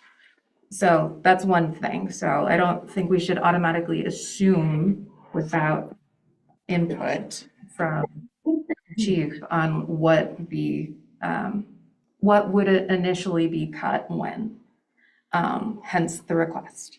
And then the second thing was, I just want to push back a little bit on the idea that if people are getting coffee every day or indulging in something or whatever, just, we don't know people's circumstances. We don't know if they, you know, I just would rather we be a bit more open to that being just a thing some people need. Yep. As I had produced that information for you, next meeting, I will come back with explanations of why it can simply be done without hurting anybody. But can you send that to us ahead of time just so we can read it before the meeting? Run it through here. Yeah, well, yeah. It depends on when the thing comes out. The information, like responding 4 days before the meeting or whatever it was, with the information that we got. I mean, I guess there wouldn't just be explain that. what you already. Well, no, gave us, or- you're right. Okay, I was thinking about. Yeah. Not having the information soon. Okay. So we can, I can do that. Okay. So did we need to make a motion specifically, or are they already gonna come back and give us what we want, or do we wanna make it? I got 3 scenarios. What do you got? 14, 10, 5, and 0. Do we need to make this very specific, or I guess you got the 14 already, so it'd be the 10, 5, and 0. 10, 5, and 0? Okay. I think that's fine, we can infer the difference. We can average between 10 and 5 if we need to. That brings us to Christopher again. Sorry, I did want to say one final thing, just in response to one of the public comments we received around pay metro area taxes, but we don't have metro area services. We do pay lower taxes in the metro area, not by a ton, but we do. And I actually agree that we don't receive metro area services. I would actually argue we receive better services. I don't know if anyone's tried to call 911 in Portland recently and timed how long it takes for someone to show up. I don't know if anyone's seen what the test scores are in Portland schools. I don't know if anyone's seen how long it takes for a fire truck to show up. So I just would push back on that we actually have a lot more value for money here than the metro area does, and we are paying less than they are. So I took issue with that one comment, but I agree actually that we don't receive metro area level services. We receive better services with better outcomes. So I just wanted to say that for the record, because when you call 911 here, someone will be there before you even hang up the phone. Well, I'm going to make one more point too, because it kind of related to some of the comment, just to compare apples to apples a little bit. Very local, very recent. The community did just pass, which the fire district is larger than just the city of Philomath. We know that. But the fire district did just approve the fire local option levy, which is, for a $350,000 home, ends up being about $175, which is $1,250 a month. And that passed a 65% approval rating. So That was a continuance. It was, no, it's So, but the construction bond was ending and a new Right. local It was sort of Right. a weird for operations. Right. So, But the argument for the continuation was supporting salaries and supporting better operations, right? Which is kind of what we're talking with our general fund. So I think the similarity is there, and I don't say that to necessarily pitch a local option levy. I just say to pitch like at, $12.50, $13 plus, depending on the size of your home and the value of the home. The community overwhelmingly said, that's not too much for us to pay. Yeah. And approved that at 65%. They did go through a levy as opposed to a city services fee, but the point being, this notion that $13, $14, $15 a month is more than anybody would be willing to pay isn't what just resulted in a vote that we just had earlier this month, right? So as a comparison, $14 per month that the city's asking, again, I don't think it's exorbitant, and we've been able to justify that. So anyway, just to compare apples to apples a little bit more, right? It's kind of apples to different type of apple, but. I guess on that too, that we also heard about the gas tax failing spectacularly, which certainly happened. But on the flip side, most local measures actually did pass in the recent election. So I don't think that's not all of them for sure. Many failed, but just to note that those are two different things for a lot of voters between giving a big state agency more money versus giving their hometown money. Careful with comparisons. Yeah.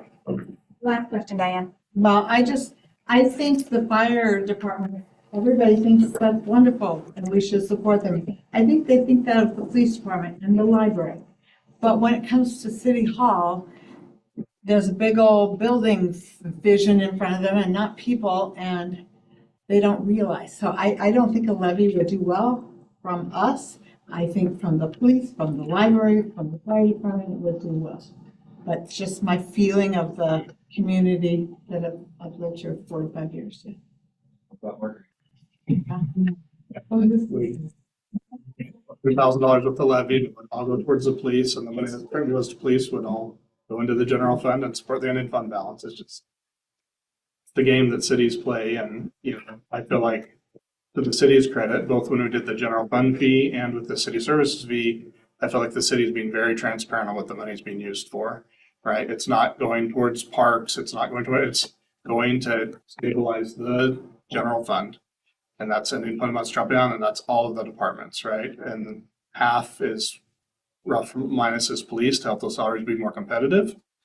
And the other half is to help that just the total general fund, and we're not assigning it to just one department or whatever sounds good to the voters, right? Which I think is tricky when you get to local option levies. You have to kind of cater to what's going to be popular with the voters. And at least with the fee, we can be very upfront with people and tell it the way it is. And then we can hear from them, and we've heard from them, a few of them. I also think we were voted to represent the people. I don't think it's a horrible thing if we just make a decision as opposed to making. My opinion. All right, next meeting is June 10th, We ready to make 5:30. We are adjourning 8:52. City councilors don't go anywhere. Yeah. Yay, we can.